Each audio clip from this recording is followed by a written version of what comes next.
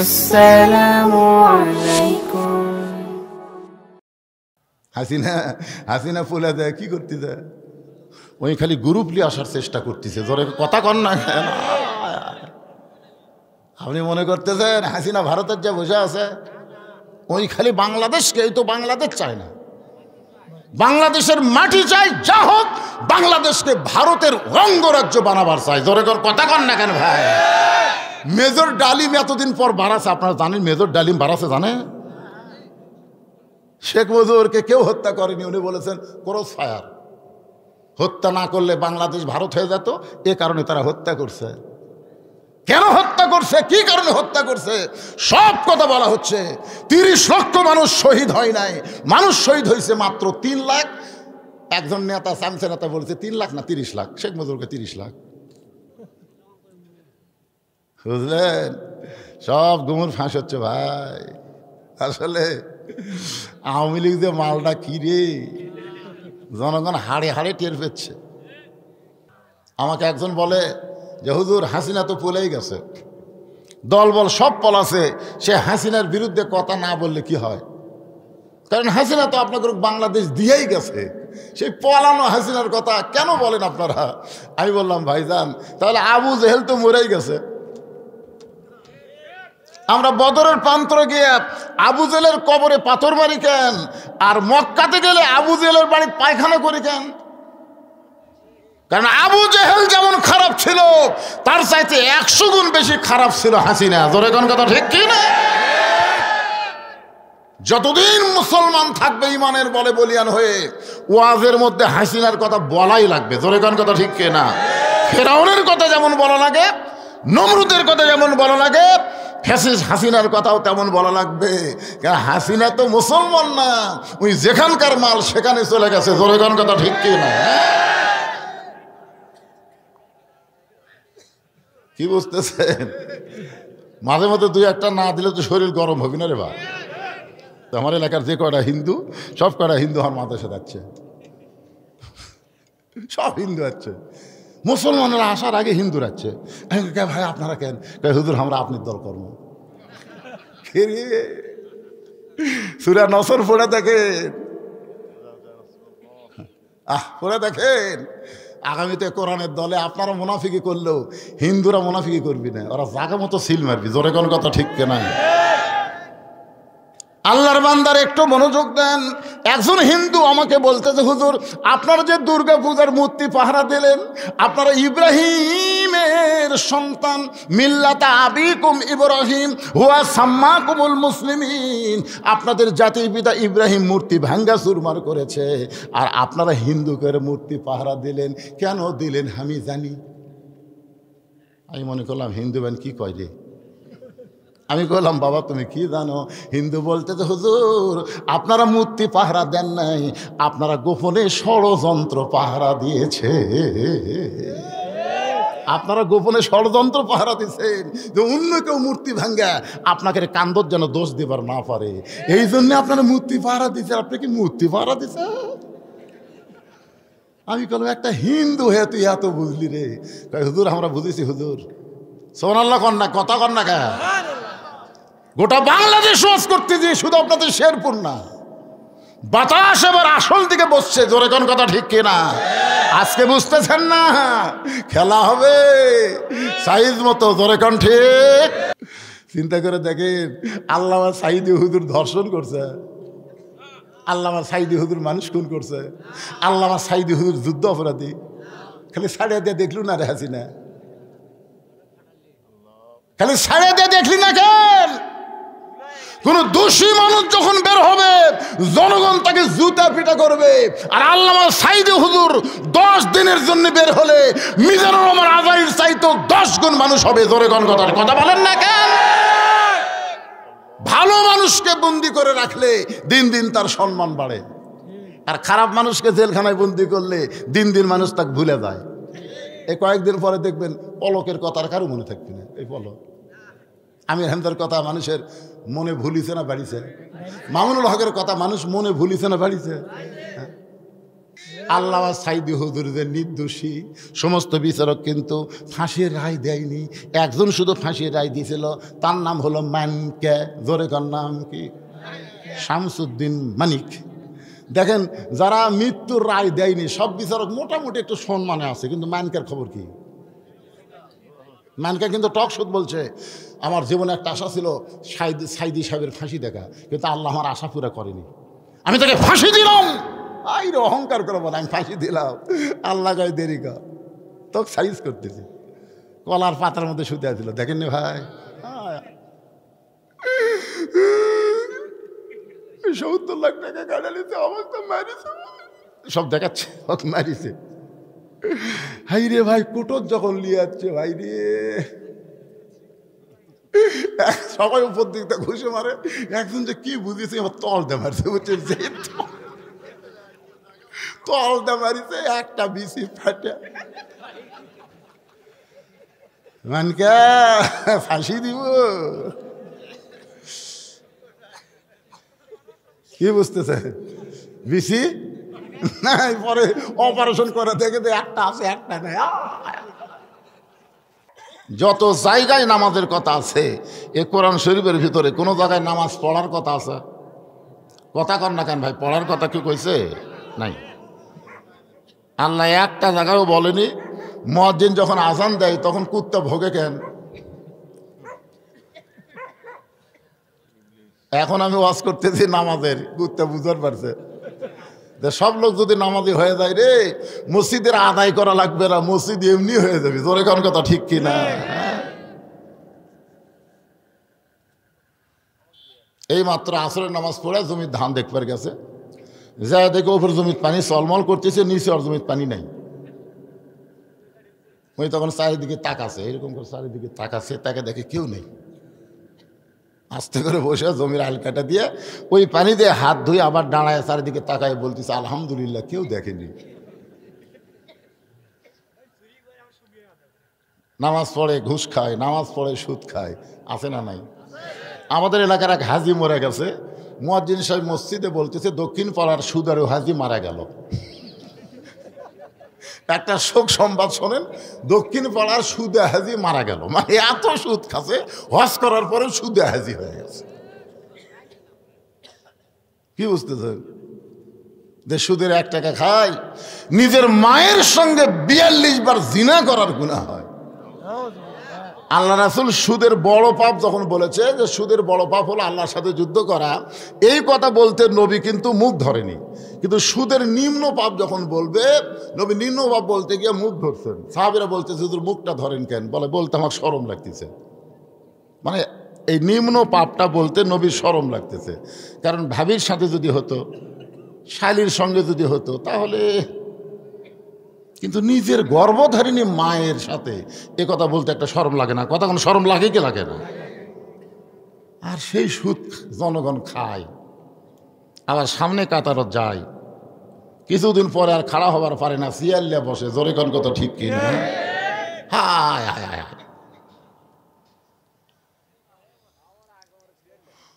আল্লাহর বান্দার একটু মনোযোগ দিয়ে কথাগুলো শুনবেন। ইয়া আইয়ুহাল্লাযীনা আমানুস্তাঈনু বিস-সাবরি ওয়াস-সালাম ইন্নাল্লাহা মা'আস-সাবিরিন। আয়াত থেকে নিয়েই তো আপনাদের সামনে আজকে আলোচনা হবে ইনশাআল্লাহ। আল্লাহর প্রশংসা করার কারণ হলো আমরা ভাগ্য গুণে এমন একটা নবী পাইছি, যেই নবী লাইলাতুল মেরাজে, এই রজব চাঁদে আল্লাহ নবীর মেরাজ হয়েছিল আল্লাহর সাথে। জোরে বলেন কার সাথে? এক সময় আল্লাহ তাআলা নবীকে জান্নাত দেখার জন্য তৌফিক দিলেন। আমাদের নবী যখন জান্নাতের মধ্যে প্রবেশ করলেন, এমন সময় নবীর সাথে একজন ফেরেশতা ছিল, নাম হলো তার জিবরাইল। জোরে কার নাম কি? নবীর সাথে একটা ফেরেশতা, আর আমাদের সাথে কয়টা আছে? মেলা। আমরা যারা এখানে বসে আছি প্রত্যেকের সাথে কিন্তু 2টা করে আছে। আছে মুনকির নাকি লয়? হ্যাঁ, কে রাবেন কাতিবেন সাথে নিয়ে আপনি যে একলাই 10টা ভোট দিলেন, দুই কান্দে দুই ফেরেশতা বলতেছে, আল্লাহ এক বাপের জন্ম হইয়া 10টা ভোট দিল। আল্লাহ বলতেছে, এক বাপের জন্ম একটা ভোটে দিবে, 2টা দিলি ওর জন্ম অবৈধ হয়ে গেল। 2 ভোট, একজন যে যদি 2 ভোট দেয় ওর বাপ কয়টা? 10টা হলো কে? 2টা।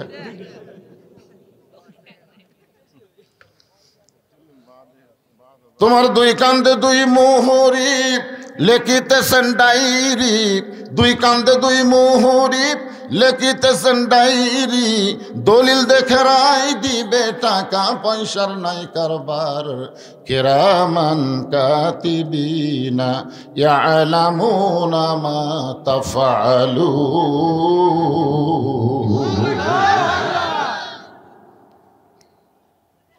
আমরা যত মানুষ এখানে বসে আছি আমাদের সাথেই 2টা করে আছে, আর সামিয়ানার উপর থেকে যে কত হাজার আছে আল্লাহ ভালো জানে। এমনও বলা হয়েছে যে আসমান পর্যন্ত তারা সারিবদ্ধভাবে আজকের মাহফিলকে পরিদর্শন করতেছে। জোরে করুন সুবহানাল্লাহ। এখন আপনাদের কাছে আমার প্রশ্ন হলো, আল্লাহ নবীর সাথে কি 2টা ফেরেশতা ছিল? কিরামান কাতিবিন কি আমাদের নবীর সাথে ছিল? কি মনে হয় আসলো? ওই 2 ফেরেশতা কোন জায়গায় থাকবে? আগে জায়গার নাম কত? কোন জায়গা? কথা কয় না পারে। নবীর কান্দত ফেরেশতারা থাকবি, এইরকম কথা আপনার বলে পারলেন? ফেরেশতা জিবরাইল এসে দেখে নবী ঘুম পাড়তেছে, তো বললেন আল্লাহ আপনার নবীকে আপনার আরশে নিয়ে যাওয়ার হুকুম দিলেন, কিন্তু নবী যে ঘুম পাড়তেছে আমি কি করব? তা আল্লাহ বললেন নবীকে ডাক দাও। জিবরাইল বললেন আল্লাহ কিভাবে ডাক দিব? বলে তোমার জিহ্বা বার করে নবীর পায়ের তালুতে সুরবুরি দাও, তাহলে নবী ঘুম থেকে চেতন পাবে। ফেরেশতার সর্দার জিবরাইল যদি নিজের জিহ্বা বের করে নবীর পায়ের তালুতে সুরবুরি দিয়ে ঘুম ভাঙ্গায়, সেই নবীর কান্দে চড়ার মতন যোগ্যতা কোনো ফেরেশতার নাই। ওয়ারাফা'না লাকা যিকরাক, এই আয়াতের তাফসীরটা পড়বেন। এই ধার দিয়ে কে যায় রে? কে যায় রে? মেয়ে মানুষের মতন শোনা যায় রে, মেয়ে মানুষের মতন কথা শোনা। আমার মা বোনদের জন্য বসার ব্যবস্থা করেন আপনারা? করছেন? কোন দিকে? আচ্ছা ঠিক আছে, যাক। মায়েরা যেখানেই থাকেন জবানকে কন্ট্রোল করবেন। আপনাকে জবানও পরপুরুষের জন্য পর্দা, ঠিক কিনা কন? হ্যাঁ। তাহলে কি বুঝলেন? নবীর কান্দে 2 ফেরেশতা। আচ্ছা, কান্দে ফেরেশতার কাম কি আগে সেটা তো জানা লাগবে। কান্দের ফেরেশতারা লিখবে, কিন্তু আমাদের নবীর কি লিখবে? ফেরেশতা জিবরাইল বললেন, এ রাসূলুল্লাহ আপনি যদি জান্নাত থেকে বের না হন, আল্লাহ আপনাকে জান্নাত থেকে বের করে দিবে না। কারণ আল্লাহ জান্নাতের শর্ত দিয়েছেন, ফাদখুলুহা খালিদিন। কেউ যদি একবার জান্নাতে প্রবেশ করে আল্লাহ তাকে চিরস্থায়ীভাবে জান্নাত দিয়ে দিবে। এখন আপনাদের মধ্যে কেউ কেউ যদি প্রশ্ন করে, হুজুর তাহলে আদম আলাইহিস সালামকে তো আল্লাহ জান্নাত দিয়েছিল, বার করে দিল কেন? বার করে দেওয়ার কারণ হলো ওই গাছের ফল খেলে পেশাব পায়খানা লাগে। ওই গাছের ফল খেলে কি লাগে? পেশাব পায়খানা লাগে। আল্লাহ বলতেছে জান্নাতে তো আমি পেশাব পায়খানা বানাইনি, এই জন্য আল্লাহ বলেছিল ওই গাছের কাছে যাস না। ওই গাছ কিন্তু সেই গাছ, খালি খালি পেশাব আর পায়খানা লাগবি। সব গাছের কাছে যাও, খালি ওই গাছের কাছে যাও না। ওই গাছের ফল খাসে, খাওয়ার পরে পেশাব পায়খানা যখন লাগবে তখন কি করবি? আল্লাহ খালি বলেছে পেশাব পায়খানা করার জন্যই তোমাদেরকে দুনিয়াতে পাঠালাম। দুনিয়া থাকার জায়গা না পাগলা, এটা হলো পেশাব পায়খানা করার জায়গা। এখন কথা ঠিক না? এখন পায়খানার মধ্যে ঢুকে কেউ যদি কয় যাবো না, বাড়াবো না, বুঝবেন এর চাইতে বোকা পাগল কেউ নাই। জোরে কোন কথা ঠিক কিনা? আপনারা বলেন তো দুনিয়া কি থাকার জায়গা? হায় হায় রে, চলতে পথে 2 দিন থামিলাম। কয়দিন? যাবার কালে একজন আরো দেখা না পাইলাম। ও আমার সাদের মালা যায় রে ছিঁড়ে, রইব না আর বেশি দিন তোদের মাজারে। আল্লাহ তাআলা বলেছেন পবিত্র কোরআনে, ফাদখুলি ফি ইবাদি ওয়াদখুলি জান্নাতি। কেউ যদি আল্লাহর ইবাদত করে ও যেন তখনই জান্নাতে প্রবেশ করে। জোরে কোন সুবহানাল্লাহ। তাহলে জান্নাতে আদম আলাইহিস সালামকে ইবাদত করার আগে আল্লাহ রাখছিল না পরে? ইবাদত করার আগে একটা ইবাদত দিয়েছিল, গাছের কাছে যাইও না, সেটাই করবার পারেনি। একটু মনোযোগ দিয়ে শুনবেন। জিবরাইল বললেন, নবী গো, আপনি খামাখা দুনিয়াতে গিয়া কি করবেন? সুযোগ যখন পাইছেন জান্নাতে প্রবেশ করার, আপনি জান্নাত থেকে বের না হলে আল্লাহ আপনাকে জোর করে বের করে দিবার পারবে। কারণ আল্লাহর কথার সাথে কাজের কথা কয় না, আল্লাহর কথার সাথে কাজের মিল নাই। আল্লাহ বলেছেন ফাদখুলুহা খালিদিন, খালি একবার ঢুকে দেখো, তুমি চিরস্থায়ীভাবে জান্নাত পেয়ে যাবে। তো নবী তো জান্নাতের মধ্যে ঢুকছে, এখন যদি বের না হয় আল্লাহ কি বলবে? বের হন। আল্লাহ নবী বললেন, জিবরাইল, আমি নবী আমার জন্য নই, আমি নবী হলাম আমার উম্মতের জন্যে। আল্লাহ যদি আমাকে বলতো, ওগো নবী আপনি জান্নাতে থাকার জন্য ঢোকেন, আমি নবী জান্নাতে ঢুকতাম না। আমি সেই দিন জান্নাতে থাকার জন্য ঢুকবো যেদিন আল্লাহ তাআলা আমার সমস্ত উম্মত উম্মতিনীকে জান্নাত দিয়া দিবে। এখন আপনারা বলেন, যে নবী জান্নাতের মধ্যে যাও আমাদের কথা ভোলেনি, আমরা সেই নবীকে ভুলতে পারি? বলতে পারি? সেই নবী কি খালি নবী? এই তো দর্শক পড়লেন, আল্লাহুম্মা সাল্লি আলা সাইয়্যিদিনা মুহাম্মদ। আমাদের নবী শুধু আমাদের নবী না, আমাদের নবী হলো আমাদের নেতা। তাহলে যেই নেতা ভয়ে সব কর্মী পলে যায়, আর কর্মী না খেলে আপা আপা করে,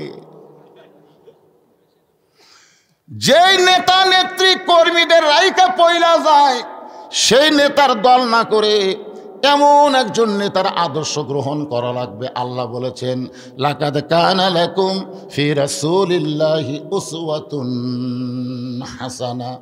সফলতা যদি অর্জন করতে চাও তাহলে দুনিয়ার সমস্ত পানসা নেতা বাদ দিয়া মুহাম্মদ রাসূলকে তোমাদের আদর্শের নেতা হিসাবে গ্রহণ করে নাও। এ কথা কার? তাহলে এই মুহূর্তে একটা স্লোগান দেওয়া লাগবে, আমার নেতা তোমার নেতা। এটা যেভাবে স্লোগান দিলেন, একটা মেম্বার যদি ভোটে পাস করে এরকম স্লোগান দিলে কয় মুড়ি ফেরত দে। ধরে এখন কথা ঠিক কি? হায় হাই রে, এটা একটা বিশ্ব নেতার স্লোগান হলো। ও একটু ট্রাই করতেছে, ট্রাই এইবার দেবেন তো, তাই না?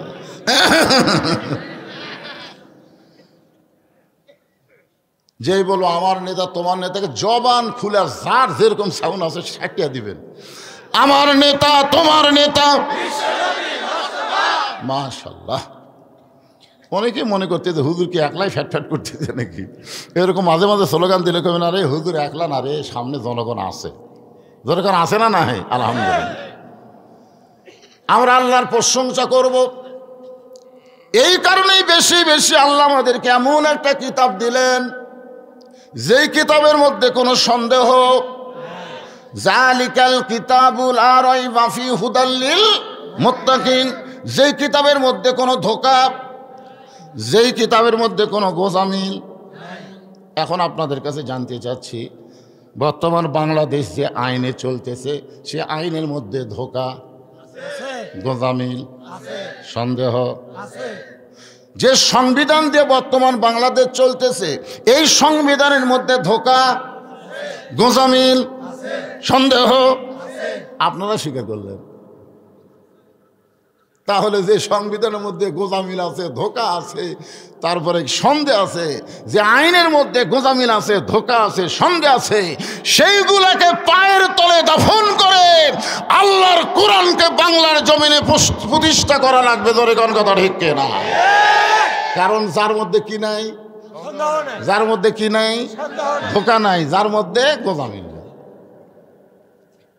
সেই কোরআনকে সামনে থুয়ে হায় হায় রে কি আমরা চলতেছি, আর বলে আমরা মুসলমান হয়ে মরবো, এতই সোজা।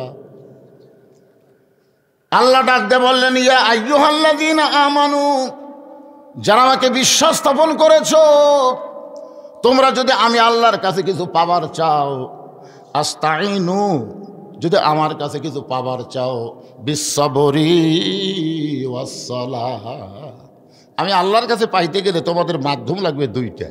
জোরে বলেন কয়টা? একটা হলো ধৈর্য, আর একটা হলো সালাত, মানে আমরা যাকে বলি নামাজ। আপনারা বলেন তো, নামাজের সাথে আল্লাহ ধৈর্যের কথা কেন বললেন?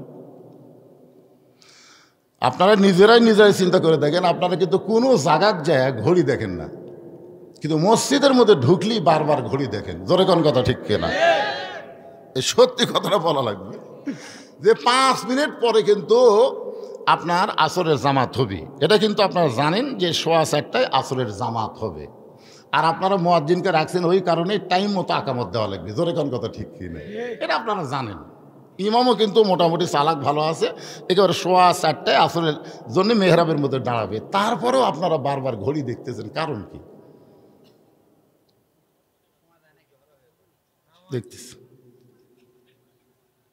নিজের ঘড়ি 3বার দেখে পাশে না, বল কে ভাই কত, এখনো 2 মিনিট, আজ ঘড়ি লড়তেছে না ভাই, আজ ঘড়ি লড়তেছে।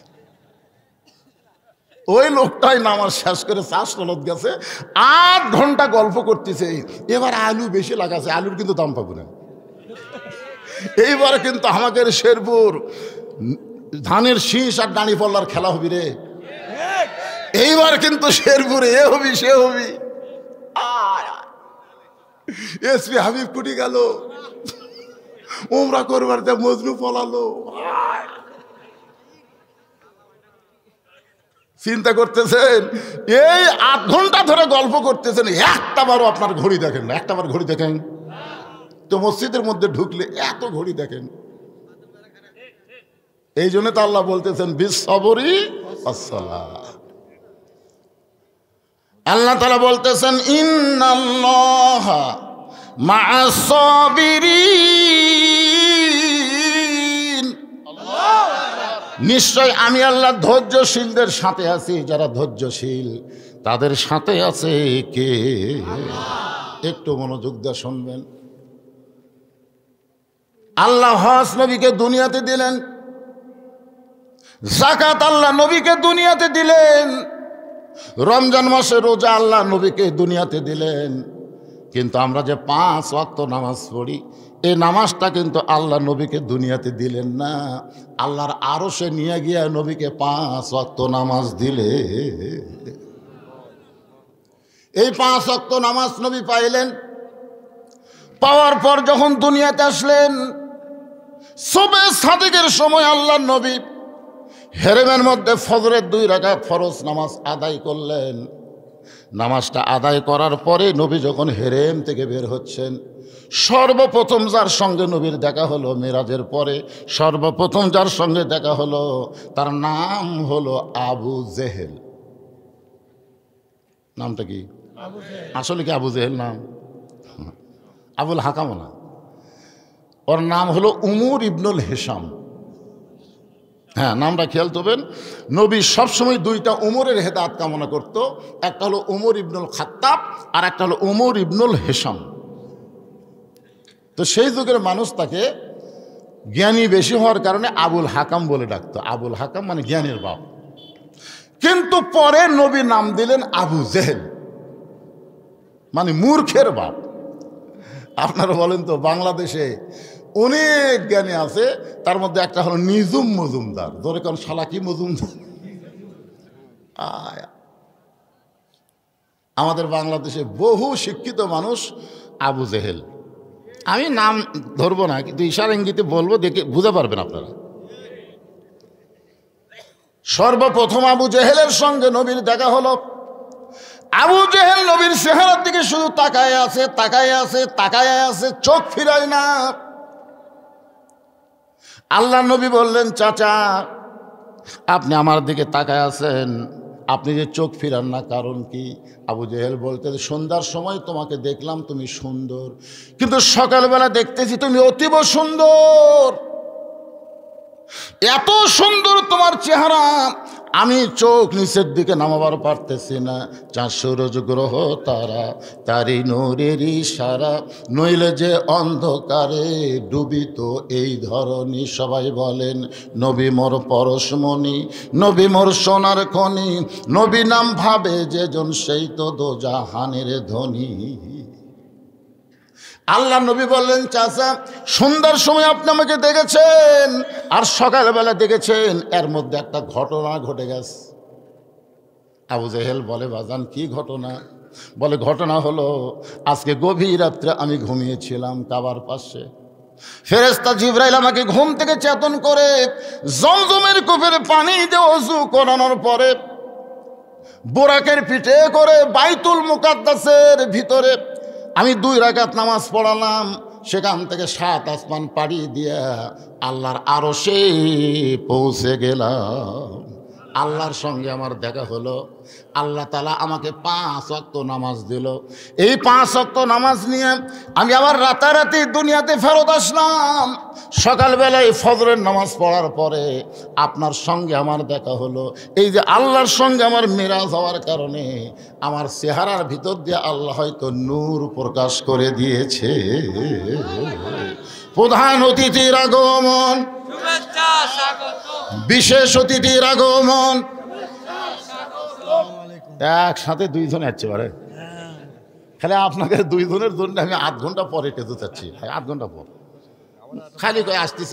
অনেকগুলো প্রোগ্রাম ছিল, কিন্তু কথা রাখার জন্য আসছি। মাশাআল্লাহ। তো কোন জায়গায় আমি ওয়াজটা রাখলাম আপনার মনে আছে তো? মনে থাকবে না? এখন 2 জন আরো যে কয়টা আছে আল্লাহ ভালো জানে। একদম নাই, খালি একলাই আমরা খালি খোকা ভাইদের 2টা কথা কইছিল। না না আপনি কোন 2 জন? হুজুর তালাক, হ্যাঁ কি? হুজুর তালাক বহুত লোক। আরে লোক আছে, তারা কিছু বলবে না। মসজিদের জন্য মামা কি দিল? দিবে, দিয়ে দিছে। তারপর আরেকজন মুখে কথা হচ্ছে না, শফিকুল ইসলাম। ধ্যান বাম কিচ্ছু হচ্ছে না। হ্যাঁ ধ্যান বাম জানবে না, দানের জিনিস। হ্যাঁ, আসলে 2টা হাদিস আছে দানের ব্যাপারে। একটা হলো গোপনে দেওয়া, গোপনে দেওয়ার সওয়াব বেশি। হ্যাঁ, কিন্তু বলেন তো কোন বিষয়ে আল্লাহ রাসূল গোপন করতে বলেছেন? যে কোনো সম্ভ্রান্ত ব্যক্তি ঋণগ্রস্ত হয়ে গেছে, বা আপনার অত্যন্ত আপনজন ভাই চাচা এরকম কেউ যদি হয়, সে যদি ঋণগ্রস্ত হয়ে যায়, অভাবে পড়ে, তাকে এমনভাবে দান করো যে ডান হাতে দান করো, বাম হাতে যেন না জানে, তার সম্মানের যেন কোনো ক্ষতি না হয়, যে আমার টাকাইলে আমি বাড়ি বানাচ্ছি, এরকম। এইটা গোপন। আর মসজিদ মাদ্রাসার উন্নয়নে যখন দান, আল্লাহ রাসূল তাবুকের যুদ্ধে বলেছেন, কে কত পারবা প্রকাশ্যে দাও। আজকে আমরা মসজিদের উন্নয়নের জন্য, জোরে কোন ঠিক কিনা, আমরা যার জন্য এতক্ষণ অপেক্ষা করলাম, যার এত কথা শুনলাম, সে গোপন দান দিয়ে কাম হবে না তো। মসজিদের ছাদ করা লাগবে, মসজিদের ছাদ করা লাগবে। আমার মামা দিবে, তারপরে মোহাম্মদ শফিকুল ইসলাম শিরু সাহেব, উনি আসেনি? আসেনি? আচ্ছা আচ্ছা। তো যাই হোক, মামা যা দিছে, মামা অনেক জায়গায় দেয়, আমি দেখছি অনেক দান করে আজকেও। হ্যাঁ, এটা যেন উনি মোটামুটি একটা দেয়। তারপর আপনারা তো দেবেনই, কি কোন দেবেন না আপনারা? আমার ওয়াজ তো মামাই করে দিল। এই নামাজের ওয়াজ কিন্তু আমি শুরু করছি, ঠিক কিনা বলেন? নামাজটা কিভাবে আসলো, কিভাবে আদায় করা লাগবে, নামাজ পড়ার কথা আছে না কায়েমের কথা আছে, এইগুলো কথা আমি বলতেছি। এর মধ্যে মামা একটা মারাত্মক কথা বলেছে, সেটা হলো তিনি 17 সালে গেছিলেন ও আদা করবার। যেরকম কি করবার কথা কন না কেন? এখানে আমাদের অন্য ধর্মের এক ভাই বসে আছেন, তাই না? আচ্ছা থাক। তো এখানে মামা কিন্তু বলেছেন, লব্বাইক আল্লাহুম্মা লব্বাইক, লব্বাইক লা শারিকা লাকা লব্বাইক ইন্নাল হামদা অন্যমাতা, এরপরে কি বলছে মামা? লাকাওয়াল মুলক লা শারিকা লাক। এখন এইটারই যদি আমি অর্থ করবার যাই, ওই জায়গায় আপনি ওয়াদা করলেন যে আল্লাহ ছাড়া অন্য কারো রাজনীতি করিও না, আল্লাহ ছাড়া অন্য কাউকে রাষ্ট্রনায়ক মানিও না, লাকাওয়াল মুলক লা শারিকা লাক। তাহলে ওই জায়গায় আল্লাহর কথা বলে আসে। দুনিয়াতে যদি আপনি কোনো মানুষের দল করেন, আমার মামাকে বলতেছি এখনো সময় আছে, আলহামদুলিল্লাহ, আল্লাহ কবুল করুক, ধরে করে আমিন, কথা কান না কেন? হ্যাঁ, পারে না, আল্লাহ পারে না, কারণ আমার মামা তো, আল্লাহ আমাকে আগে ধরবে। তুমি মামা পরিচয় দিছো তুমি, কারণ মা নিজে যখন বললো যে 17 সালে ওয়াদা করে যাচ্ছি, আমি সে ওয়াদাটা তুলে ধরলাম। এখন আসতেছে আমার যে আলোচনা, মনে আছে আপনাদের? মনে আছে কার সাথে দেখা? আবু জেহেলের সাথে। আপনারা সুবহানাল্লাহ বলছেন, কিন্তু আবু জেহেল সুবহানাল্লাহ কয়নি। কি জন্য কলো না?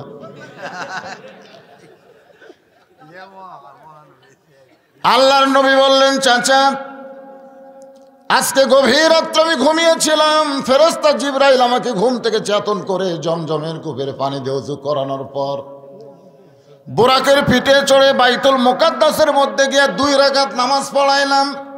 সেখান থেকে 7 আসমান পাড়ি দিয়ে আল্লাহর আরশে গেলাম। আল্লাহর সঙ্গে আমার মিরাজ হলো, আমি জান্নাত দেখলাম, জাহান্নাম দেখলাম। আল্লাহ আমাকে 5 ওয়াক্ত নামাজ দিল। জোরে কোন কয় ওয়াক্ত? এই 5 ওয়াক্ত নামাজের ফজরের নামাজ পড়ে আপনার সঙ্গে আমার দেখা হলো।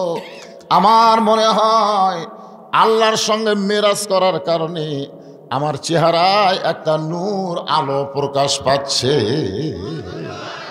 এই কারণেই সন্ধ্যাবেলায় আমায় যেমন দেখছেন, সকালবেলা তার চাইতে বেশি সুন্দর দেখতে পাচ্ছেন।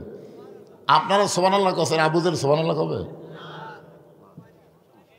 আবু জেহেল বলতেছে, আমি এতদিন জানতাম তুমি পাগল, কিন্তু আজকে দেখতেছি তুমি পুরো পাগল। নবী বললেন, চাচা আমাকে পাগল বলার কারণ?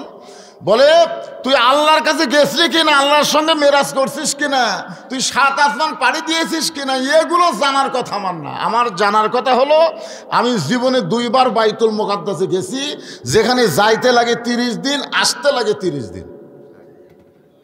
আর তুই কইলে আজকে রাত্রিবেলা বাইতুল মুকাদ্দাসে নামাজ পড়াইছিস। এই গাঁজাখড়ি কথা আমার কাছে বললি, আসলে তুই আর ভালো নাই, তুই পাগল হয়ে গেছিস। এই কথা বলে যখন আবু জেহেল রাস্তা নিয়েছে, নবী ডাক দে বলে, চাচা আমার যতবার ইচ্ছা পাগল বলেন, কিন্তু আপনি কোথায় যাবেন? আবু জেহেল বলতেছে, অনেক দিন থেকে আমি একটা ইস্যু খুঁজতেছিলাম। ইস্যুটা কি? আমি কিছুদিন হলো দেখতেছি কতগুলো মানুষ আমার বাড়ির দিকে থুতে দেয় আর তোর বাড়ির দিকে সালাম দেয়। আপনারা যারা হজ করছেন তারা দেখে আসছেন, আবু জেহেলের বাড়ি বর্তমানে হলো পায়খানা, পেশাবখানা, আর আল্লাহর নবীর বাড়ি হচ্ছে লাইব্রেরি। জোরে খান সুবহানাল্লাহ। আমাকে একজন বলে যে হুজুর হাসিনা তো পলেই গেছে, দলবল সব পলাছে, সে হাসিনার বিরুদ্ধে কথা না বললে কি হয়? কারণ হাসিনা তো আপনাদের বাংলাদেশ দিয়েই গেছে, সেই পলানো হাসিনার কথা কেন বলেন আপনারা? আমি বললাম, ভাইজান তাহলে আবু জেহেল তো মরেই গেছে। আমরা বদরের প্রান্তরে গিয়ে আবু জেহেলের কবরে পাথর মারি কেন, আর মক্কাতে গেলে আবু জেহেলের বাড়ির পায়খানা করি কেন? কারণ আবু জেহেল যেমন খারাপ ছিল, তার চাইতে 100 গুণ বেশি খারাপ ছিল হাসিনা। জোরে কোন কথা ঠিক কি না? যতদিন মুসলমান থাকবে ইমানের বলে বলিয়ান হয়ে, ওয়াজের মধ্যে হাসিনার কথা বলাই লাগবে। জোরে কোন কথা ঠিক কি না? ফেরাউনের কথা যেমন বলা লাগে, নমরুদের কথা যেমন বলা লাগে, ফ্যাসিস্ট হাসিনার কথাও তেমন বলা লাগবে। কারণ হাসিনা তো মুসলমান না, ওই যেখানকার মাল সেখানে চলে গেছে। জোরে কোন কথা ঠিক কি না? কি বুঝতেছেন? মাঝে মাঝে 2-1টা না দিলে তো শরীর গরম হবে না রে বা। তবে আমি খুব একটা বেশি বলবো না, কারণ আজকে রজব চাঁদে এই নামাজ সম্পর্কে মসজিদের উন্নয়ন কাকে বলে, মসজিদ ছাদ ঢালাই দিলে উন্নয়ন হয় না কি করলে হয়, সে জিনিসটা আপনাদের সামনে তুলে ধরব। আবু জেহেল বলতেছে, তখন থেকে ইস্যু খুঁজতেছিলাম, আমার বাড়িতে থুতু দেয়, তোর বাড়িতে সালাম দেয়। আমার বাড়ির পাশে তোর বাড়ি থাকলে হবে না, এখান থেকে তোকে বের করে দেওয়া লাগবে। একটা ইস্যু খুঁজতেছিলাম কিন্তু পাচ্ছিলাম না। আজকে পাগল বানায় মক্কা ছাড়া তোকে করতে চাই। এই বলে আবু জেহেল এক দৌড়ে আবু বকরের বাড়ির দরজায়, আল্লাহ নবীর ১ নম্বর ছাত্র, জোরে কোন সুবহানাল্লাহ, দরজায় গিয়ে ডাক দিচ্ছে, আবু বকর। আবু বকর চমকে গেছে, এত বড় নেতা সকালবেলা আমার বাড়ির দরজায়, নেতা কি ভোটর দল আছে নাকি? আবু জেহেল মার্কার নেতা যারা মাঝে মাঝে আসে তারা, জোরে কোন কথা ঠিক কিনা? আবু জেহেল মার্কার নেতা যারা মাঝে মাঝে, আবু বকর চিন্তা করে কে রে, এই সকালবেলা এত বড় নেতা, মক্কার সবচাইতে বড় নেতা আমার বাড়ির দরজায়, আমরা নেতার বাড়ির দরজায় যাই, আর নেতাই আমার বাড়ির দরজায়। হযরত আবু বকর দরজা খুলে বলতেছে, নেতাজি খবর কি? আবু জেহেল বলতেছে, তোমার নবী যে পাগল হয়েছে তুমি জানো? যেই বলছে তোমার নবী যে পাগল হয়েছে তুমি জানো, সঙ্গে সঙ্গে আবু বকর বলেন, আবু জেহেল যেই কথা একবার বলেছ ওই কথা যদি দ্বিতীয়বার উচ্চারণ করো। কি বুঝতেছেন? একবার বলছো, এই কথা যদি দ্বিতীয়বার উচ্চারণ করো তাহলে। আবু বকর 3 ধাপ পিছনে, আবু জেহেল 3 ধাপ পিছনে গেছে। 3 ধাপ পিছনে গিয়ে বলতেছে, আবু বকর আমি শুনেছি তোমার মতো নরম মানুষ দুনিয়াতে নেই, আর তুমি নরম মানুষ এমন গরম হলে কেন? আবু বকর বলতেছে, আবু জেহেল যারা প্রকৃত মুসলমান হবে তারা সবসময় নরম থাকবে না, কায়দা বুঝে তারা গরম হওয়া লাগবে। জোরে কোন কথা ঠিক কিনা? বাংলাদেশে যদি আল্লাহর কোরআনের সমাজ চান, আল্লাহর কোরআনের রাষ্ট্র চান, কোরআন অনুযায়ী চলে যদি মুসলমান হয়ে মরতে চান, তাহলে নরম সাজার সুযোগ নাই। এখন মাঝে মাঝে আমাদের গরম হওয়া লাগবে। জোরে কোন কথা ঠিক কিনা? কি বুঝতেছেন? তাহলে আর একবার আবু বকর বলে, আবু জেহেল তুমি যেই কথা বলেছো এই কথা যদি আর একবার বলো। আবু জেহেল বলতেছে, আবু বকর তুমি না শুনেই এত গরম হলে কেন? তুমি কি জানো তোমার নবী আজকে রাত্রেবেলা বোরাকের পিঠে চড়ে বাইতুল মুকাদ্দাসে, যেখানে যাইতে লাগে 30 দিন, আসতে লাগে 30 দিন, সেই বাইতুল মুকাদ্দাসের মধ্যে 2 রাকাত নামাজ পড়ানোর পরে 7 আসমান পাড়ি দিয়ে আল্লাহর আরশে গেছে, আল্লাহ পাকের সঙ্গে দেখা করে। আল্লাহ নাকি 5 ওয়াক্ত নামাজ দিয়েছে, আর সেই নামাজ নিয়ে দুনিয়াতে এসে সকালবেলা আমার সঙ্গে দেখা করে এই গাঁজাখুরি গল্প বলেছে। এখন বলো তো সে কি মাথা ঠিক আছে?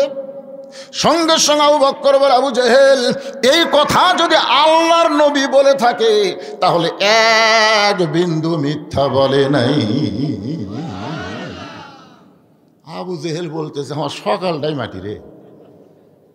চিন্তা করে দেখেন, আপনারা আল্লাহর কোরআনের মাহফিল আইছেন, সেই কোরআন থেকে যে কথাগুলো বলা হবে এই কথাগুলোর মধ্যে যদি সামান্য সন্দেহ পোষণ করেন তাহলে মুসলমানের ঘরে জন্ম নিয়ে মুসলমান হয়ে মরা যাবে না। আমল করেন বা না করেন কোরআনকে বিশ্বাস করতে হবে। কুল জাল হাক্কু ওয়া যাহাকাল বাতিল ইন্নাল বাতিলা কানা যাহুকা। বিশ্বাস করেন? কারা কারা বিশ্বাস করেন? 2 হাত তুলে আল্লাহকে দেখান তো। লিল্লাহি তাকবীর, হাত নামান। আর একবার স্লোগান হবে, আল কোরআনের আলো। মাশাআল্লাহ, এইটুকু বললেই হবে। সব জায়গার মধ্যে সব কিছু আছে না নাই? আলহামদুলিল্লাহ। আমার মামা যে কথাগুলো বললেন, আসলেই আগেকার মুরব্বীরা তাদের ছেলেদেরকে সব শিক্ষার আগে কোরআনের শিক্ষা দিতেন, কিন্তু এখনকার বাবারা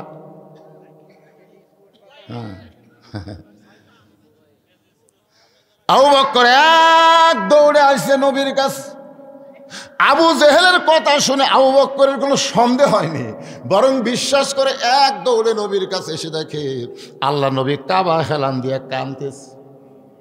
আবু বকর রুমাল দিয়া নবীর চোখের পানি মুছে দিয়ে বলে, ইয়া রাসূলুল্লাহ, আজকে এত খুশির দিনে আপনি এমন করে কেন কাঁদতেছেন? ওগো আল্লাহর নবী, এত খুশির দিনে এমন করে আপনি কেন কাঁদতেছেন?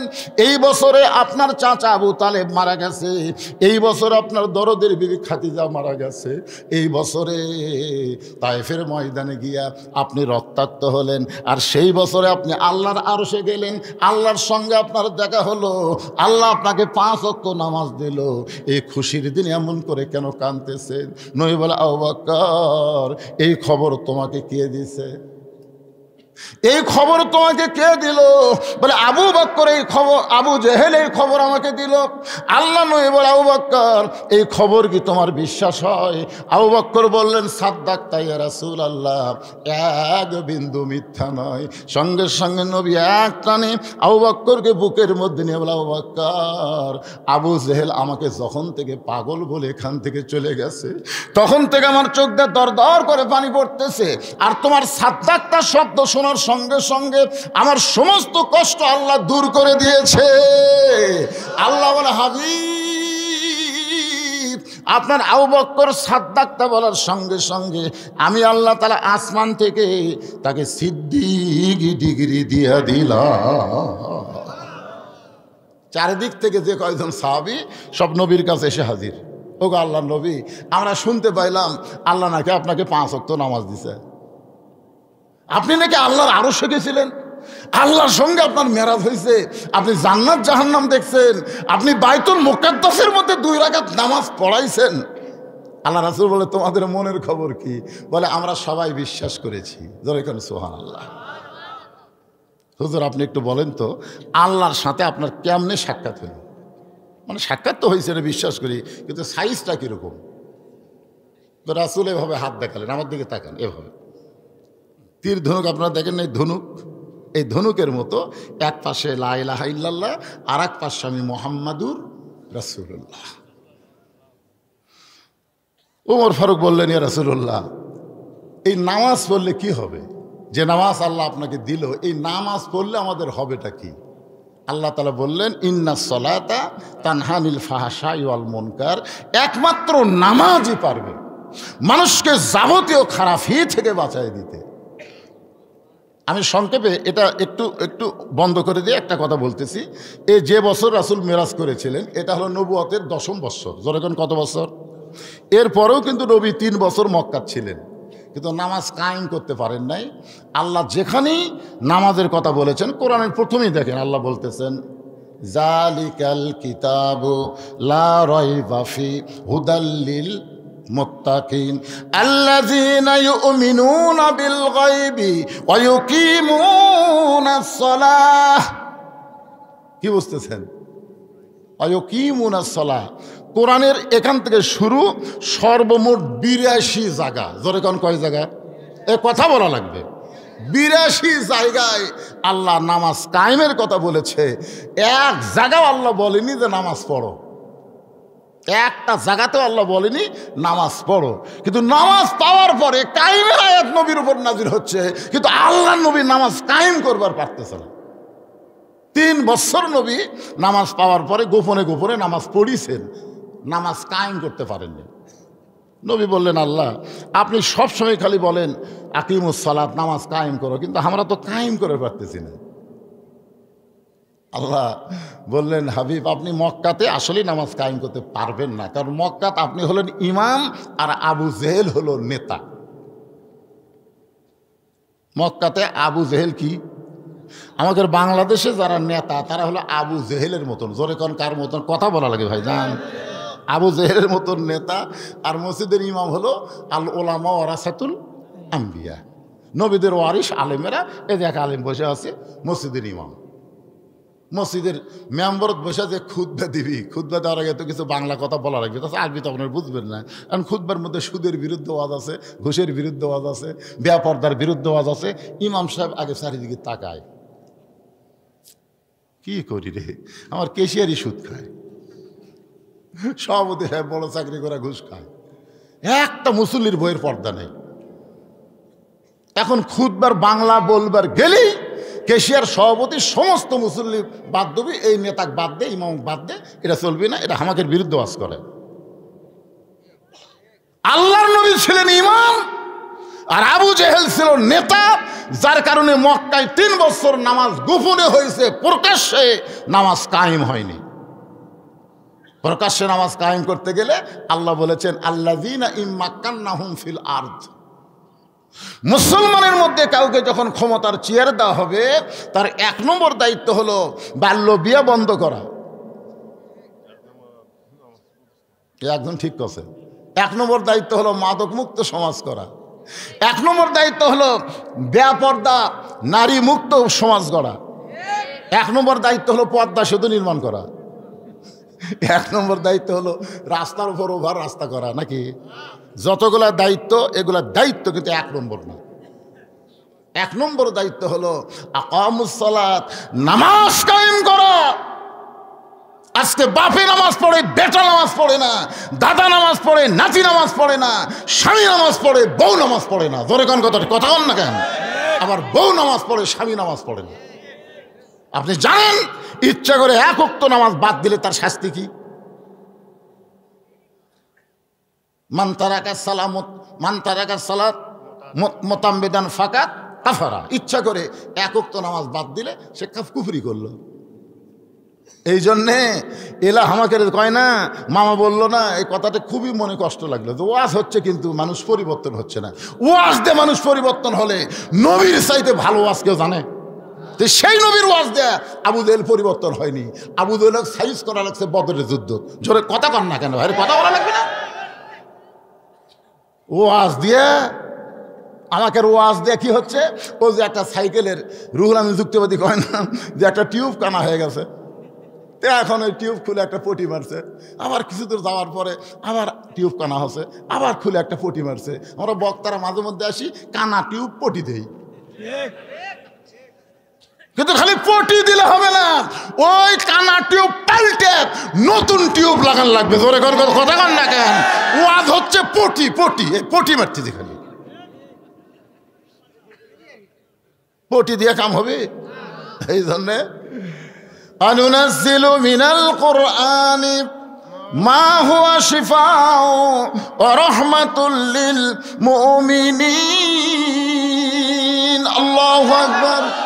সমস্ত সাহাবীরা নবীকে ঘিরে ধরে বলতেছে, ইয়া রাসূলুল্লাহ, এই 5 ওয়াক্ত নামাজ সম্পর্কে একটু আমাদের বলেন, যে নামাজ আদায় করলে যাবতীয় খারাপি থেকে আল্লাহ আমাদেরকে বাঁচায় দিবে। তাহলে সেই নামাজের দরকার আছে না নাই? দরকার আছে না নাই? খালি বাংলাদেশে নামাজ কায়েম হয়ে যাক, প্রত্যেকটা ছেলের হাতে 5G কেন 6, 7G মোবাইল থাকবে, ওরা কোনোদিন অশ্লীল ভিডিও দেখবে না, দেখবে না। এশার নামাজ পড়ে বাড়ির যে দিন দেখবার চাই, আজহারির ওয়াজ দেখবি, বদরুশিদের ওয়াজ শুনবি, আমির হামজার ওয়াজ শুনবি, 2-1টা ইসলামী সঙ্গীত শুনবি। মন মিন শারিল ওয়াসিল খান্নাস, মিন শারিল ওয়াসিল খান্নাস, ভেতরকার নফসু বলবি, কে রে জানলা দরজা বন্ধ আছে, কম্বলের তলে একটু সাইজ করে একটু অপেরা মিনিট একটা টিপি দিতাম। তখন ইমান বলবে, পাগলা, জানলা দরজা বন্ধ থাকলে কি হবি রে? আমার আল্লাহর চোখ বন্ধ নাই। জোরে কোন কথা ঠিক কি না? যারা নামাজ পড়ে তারা বিশ্বাস করবে কেউ না দেখলেও কে দেখতেছে। এই নামাজটা যখন কায়েম হবে তখন এই বিশ্বাস আসবে। একটু মনোযোগ। আল্লাহ নবী বললেন, সাহাবীরা রে, সর্বসাকুল্য আল্লাহ তাআলা আমাকে 5 ওয়াক্ত নামাজ দিয়েছে। ফজরের ফরজ হলো 2 রাকাত। আমার কথার দিকে খেয়াল করবেন, ফজরের ফরজ হলো কয় রাকাত? ফজরের ফরজ হলো 2 রাকাত।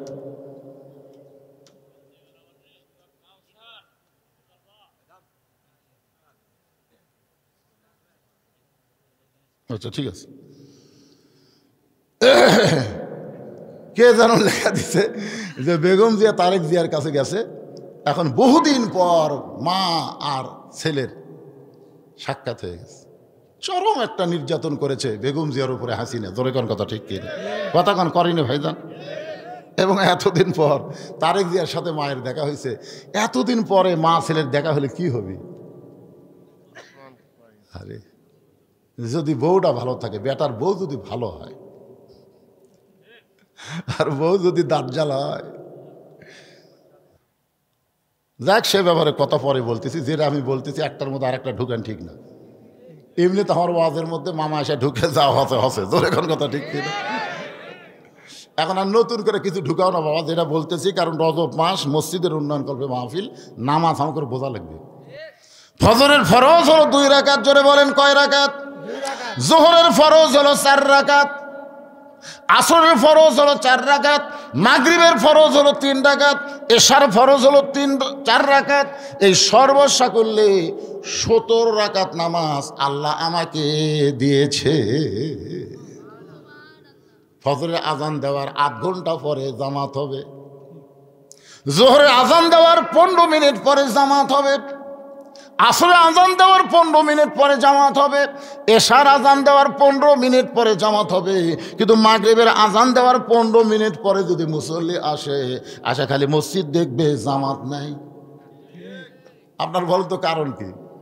4 ওয়াক্ত নামাজের আজান দেওয়ার 8 ঘন্টা 15 মিনিট পরে এসে আমরা জামাত পড়ি, আর মাগরিবের আজান দিয়েই জামাত। কারণ কি? না জানলে কি সময় কমবে? না জানলে বলবেন জানি না।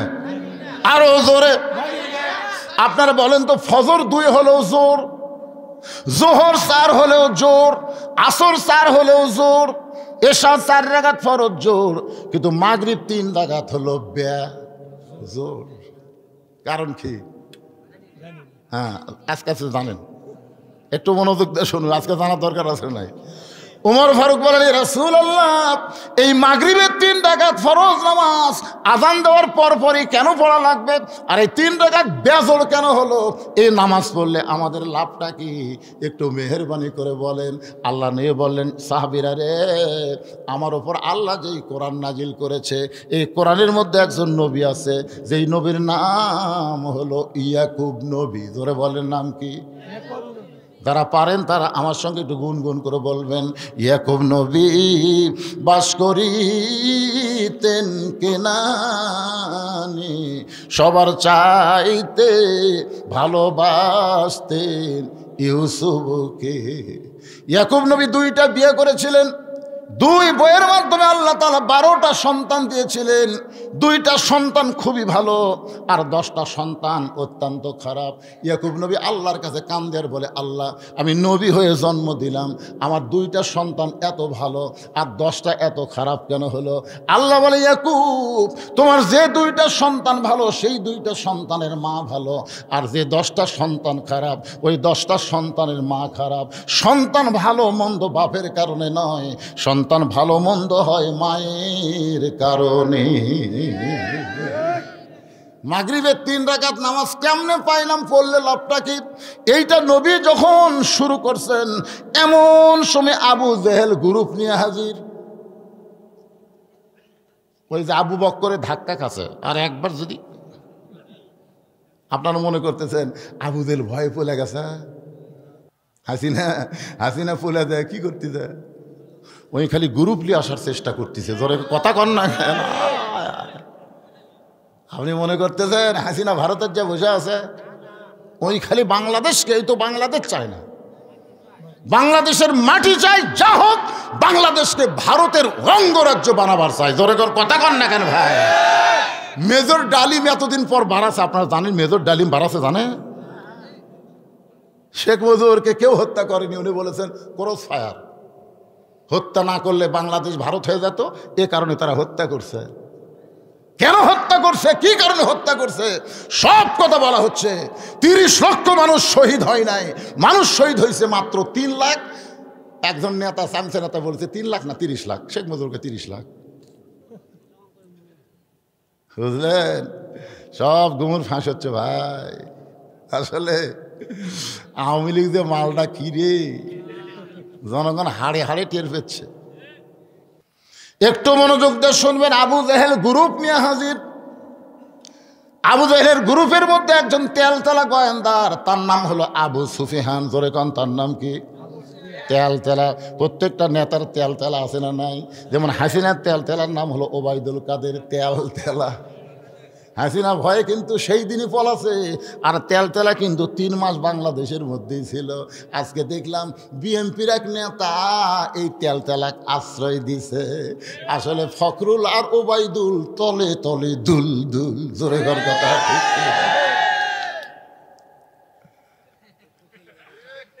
কি বুঝতেছেন? তেলতেলা বোঝেন? হায় হায় রে, মাজা ভাঙ্গা উঠতে পারে না, 3 জন ধরে তুলে দেয়, আর মাইক সামনে পাই কই খেলা হবে রে, খেলবার গেলে মাজাত বল থাকা লাগবে রে। তেলতেলা, এই আবু জেহেলের তেলতেলার নাম হলো আবু সুফিয়ান। জোরে বলেন নাম কি? আবু সুফিয়ান চিল্লায় বলতেছে, ও মুসলমানের নবী, তুমি যাই বলো মুসলমান বিশ্বাস করে, কিন্তু আমরা বিশ্বাস করি না। তুমি যাই বলো মুসলমান বিশ্বাস করে, কিন্তু আমরা বিশ্বাস করি না। এমন সময় হযরত ওমর ডেলে গেছে। আপনারা বলেন তো, আবু জেহেল আবু বকরের দরজাত না যায়, যদি ওমরের দরজাত যাইতো? আবু বকর খালি এইরকম করছে, উমর কি এইরকম করতো নাকি? এটাতে হযরত উমর এটা আছে, এই তেলতেলা তো আর জানে না। উমর লাভ ধরে বলতেছে, কাফের শয়তানেরা, আল্লাহর নবী আমাদেরকে 5 ওয়াক্ত নামাজের মধ্যে মাগরিবের নামাজ নিয়ে আলোচনা করতেছে, এখানে তোদেরকে ডাকছে কে? এই শয়তানেরা। যেই কসে নবী যদি খালি বলতো, ওমর ওই আমার সকালবেলা পাগলা হয়ে গেছে, আবুদের সকালে পাগলা কসে, আবার গ্রুপ লিয়াচ্ছে ধর। আপনারা বলেন তো, আলী আর উমর যদি 2 জন দৌড়ে আসা ধরে, একটাও বাঁচবি? কথা কর না, কেন বাঁচবি? এমনি তোমর ফারুক যে রাগ করে খাড়া হচ্ছে, নবী উস্কা না দিয়ে নবী বললেন, এজলেস এজলেস ইয়া ওমর, ওমর বস।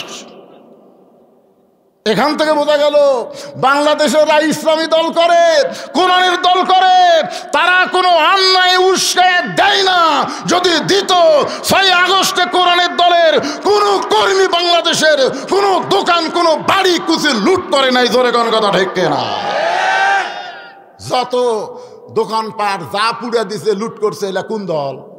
নাম কওয়া লাগবে না, খালি ইশারা বাসত। আপনি দেখেন তো যে হুজুর আপনাকে দলের একজন কর্মী আমার দোকানের তা মাল লেগেছে, বলেন বলেন। কারণ যারা রাসূলের দল করে, যারা কোরআনের দল করে, তারা নবীর সুন্নতকে অনুসরণ করে। জোরে কর কথা ঠিক কি না? রাসূল যদি বলতো ওমর ধর, একটাও বাঁচত না। জানেন এই যে 5 আগস্টে হাসিনা পলে যাওয়ার পিছনে কারা? এই পলে যাওয়ার পিছনে কারা? এই যারা সমন্বয়ক, তারা এখন সব গুমর ফাঁস করে দিচ্ছে। এই পলানোর পিছনে হলো বাংলাদেশ জামাত ইসলাম আর ছাত্র শিবির। জোরে কোন কথা ঠিক কিনা? আজ থেকে 10 বছর আগে ওরা হাসিনা সাইজ করে পারতো, কিন্তু তখন করেনি। আল্লাহর দিকে তাকাইছিল যে আল্লাহ কবে আবাবিল পাখি পাঠায়, সেই দিন সাইজ হবে। আপনারা কোন তো 6 আগস্ট ঘোষণার পরে একদিন আগে কেন ডাক দেওয়া হলো? ঢাকা অ্যাটাক কিন্তু 6 আগস্ট ঘোষণা করা হলো না, পরে আবার এটা একদিন আগে ডাক দেওয়া হলো। কারণ কি? পাখি যে রেডি হয়ে আসা। একটু মনোযোগ দিয়ে শুনবেন, শুধু মুখের ঠিক বললে হবে না।